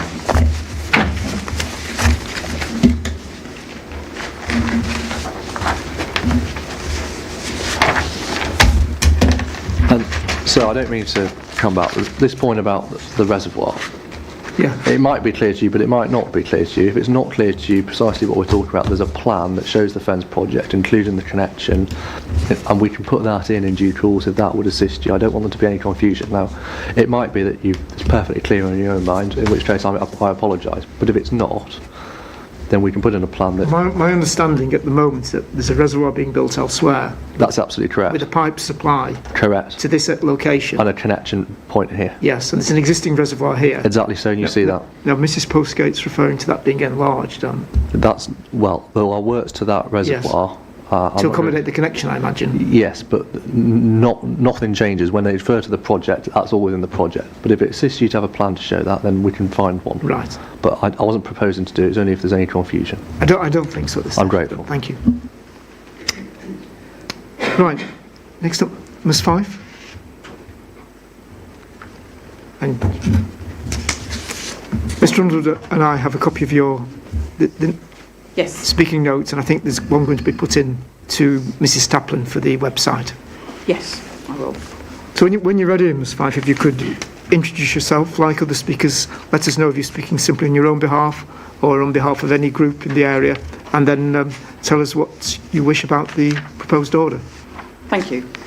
Yes, thank you for that welcome, and thank you for the team for accommodating my diary needs today. My name is Miranda Fife, and my name may be familiar to some from last year's general election when I stood as the Green Party candidate in the South Cambridgeshire parliamentary seat, where both this busway and also the Cambridge South East Transport Scheme 1 are being proposed. On the campaign trail last summer, in the press and at 6 public hustings, I argued strongly against both of these busways, favouring instead pragmatic, immediate solutions to our environmental and transport challenges.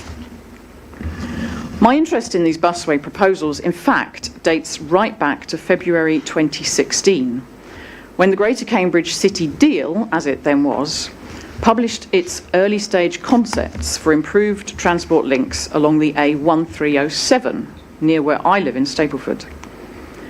The idea of building a new bus road right through the Gog Magog Hills seemed to have been dreamt up by a distant consultancy firm with no feeling for the local landscape or the context of the area in question. Since then, nearly 10 years ago, I have continued to engage in every stage of the consultations, always making my own case. And here I am now, so thank you for the opportunity to present in person. So my statement of case is as follows, and this is largely as recorded in the documents. I wrote in January to object in the strongest terms to the Greater Cambridge Partnership's Cambourne to Cambridge busway proposal, expressing my hope that the Secretary of State would recognise this proposal as being fatally flawed and as such would refuse to grant the Transport and Works Act order. My objection is quite simple. There is already a road on which existing bus services can and do run. The road even has some small sections of existing bus lanes already, which help the buses to make better progress at times of high traffic volumes. The problems which this proposed busway is trying to solve can all be solved without the need for this hugely expensive and destructive construction project.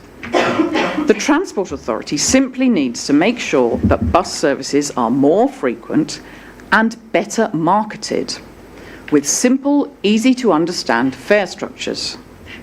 Such measures would increase ridership, thus reducing congestion and, in turn, helping the bus services to run more reliably, a virtuous circle. I am a resident of South Cambridgeshire, and although I do own a car, I try to use it as little as possible. Consequently, I've become well used to the vagaries of our local public transport, as well as the good and bad parts of our cycling infrastructure. Cambourne is one of the places that I've been to on the bus a fair few times, including today. Here is my multi-bus ticket. I left my front door on a subsidised bus service, paid £8, and that will get me all the way round through my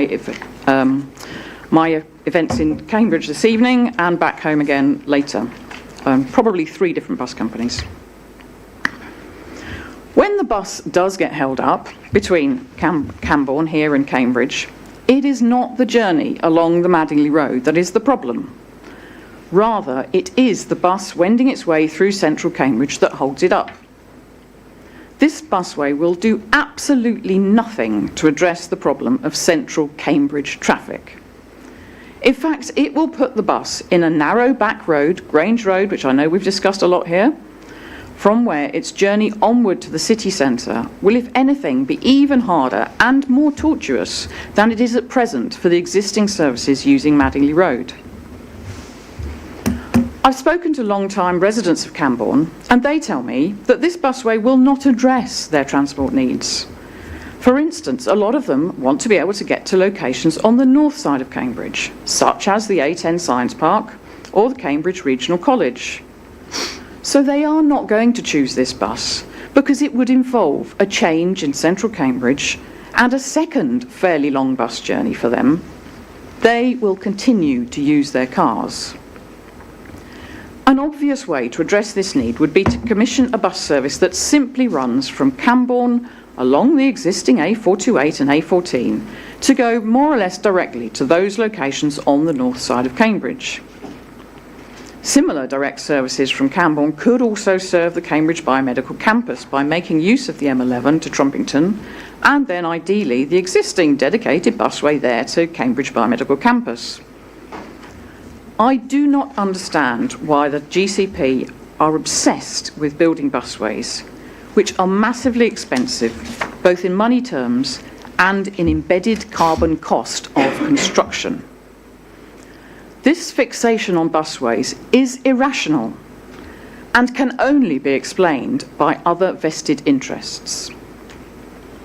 Sure, the St Ives and Trumpington busways, which were finally completed very late in 2011 and 12, have proved in the end to be fairly successful. But they were making use of existing old railway lines.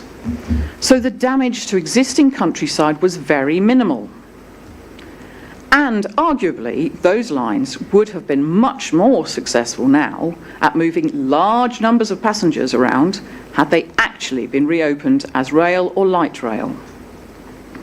And reliability is still an issue for that busway. And again, it is because once off the busway, the buses from both directions get snarled up in normal Cambridge traffic. We do not need or want any brand new busways. All we want is more frequent buses on more routes for more hours of the day and with the cheapest all-day fares covering a wider zone around the city. No doubt, the GCP will have argued that they cannot possibly deliver their so-called high-quality public transport that the city requires by only using the existing roads. but they have not even tried. 10 years of the special city deal funding, and pretty much all they have done with it is to pay vast amounts of money to an endless stream of consultant firms to draw up plans for overpriced and unnecessary proposed new infrastructure. They could have been employing bus drivers and people to market bus services, instead of employing consultants and other highly paid professional services. They could have engaged consultants to review the genuine problems that existing passengers encounter, such as poor bus stop infrastructure, unclear ticket options, lack of safe and comfortable waiting facilities if changing between different services, lack of clarity about routes and timetables. And the GCP could have addressed these directly on the ground over the last 10 years. But they continue to believe that fanciful new busways are the only solution to our transport woes. Or maybe they don't actually believe it, but either because of the sunk cost fallacy, or perhaps because of vested interests who hope to gain lucrative construction contracts, one way or another, they are hoping to persuade the Secretary of State for Transport that it's the only solution. It is not. So my plea to you is that you refuse to grant this order, and furthermore tell the GCP that they must find ways to reduce traffic congestion urgently by disincentivising car use in the city, then growing the bus network and services on existing roads. The GCP cannot justify the environmental impact and carbon cost of this construction project until they have genuinely exhausted all other options. I think they should be looking seriously at the 2018 proposal that came from Smarter Cambridge Transport for rethinking how buses use the historic centre. I included a link in my objection originally, and I encourage you to take a look at that and imagine how well this could improve both our city centre and our bus services. And finally, regarding disincentivising car use in general, I also urged the Transport Secretary to give serious thought to restructuring vehicle taxes to be in proportion to vehicle weight and miles driven. A very simple way to do this, using published vehicle weights and annual mileages as recorded at MOT, was in fact proposed and discussed on the BBC Radio just the day before I submitted my objection in January. I had included a link in my original objection, but that audio is no longer available. The person in question was somebody called Nick Molden of Emissions Analytics, whom you can Google, and he co-authored a book called Critical Mass, which was published last year. So their proposal, the authors of that book, Critical Mass, would be far simpler even than using the technology which was proposed by the House of Commons over 3 years ago. In a report to the then Transport Secretary, which was ignored for a year, which the then Transport Secretary ignored for a whole year before shamefully dismissing. And at the time, he just boasted about how he had kept fuel duties low. Wasn't that marvellous? He was supporting motorists. I really hope that the current Secretary of State for Transport will be the one who does finally do what that House of Commons Select Committee suggested and start an honest conversation about road process pricing, which is so desperately needed. I live in hope. Thank you, Ms Five. Mr Henderson, do you have any questions? I don't, sir. Thank you for coming, Miss Fife. Any questions from Mr Upton-Wright? Anybody else?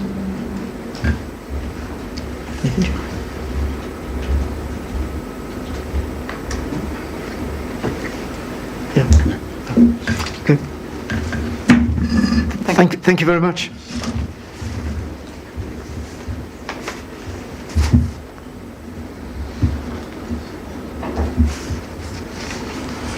That's the end of evidence for today. Before we adjourn for the day and for the week, can I check whether there are any matters anybody needs to raise? No, sir, not from us. Thank you very much. Could I just raise a point about what time we resume on Tuesday? I'm going to cover that anyway. Thank you. Yes. Is there anything else? Right, on Tuesday, when the inquiry resumes, just get my latest. We resume with the Mayor of Cambridgeshire and Peterborough. So this his evidence. I understand from what Mr Henderson said earlier, he has quite a number of questions. It's then Friends of the Cam and PX Farms.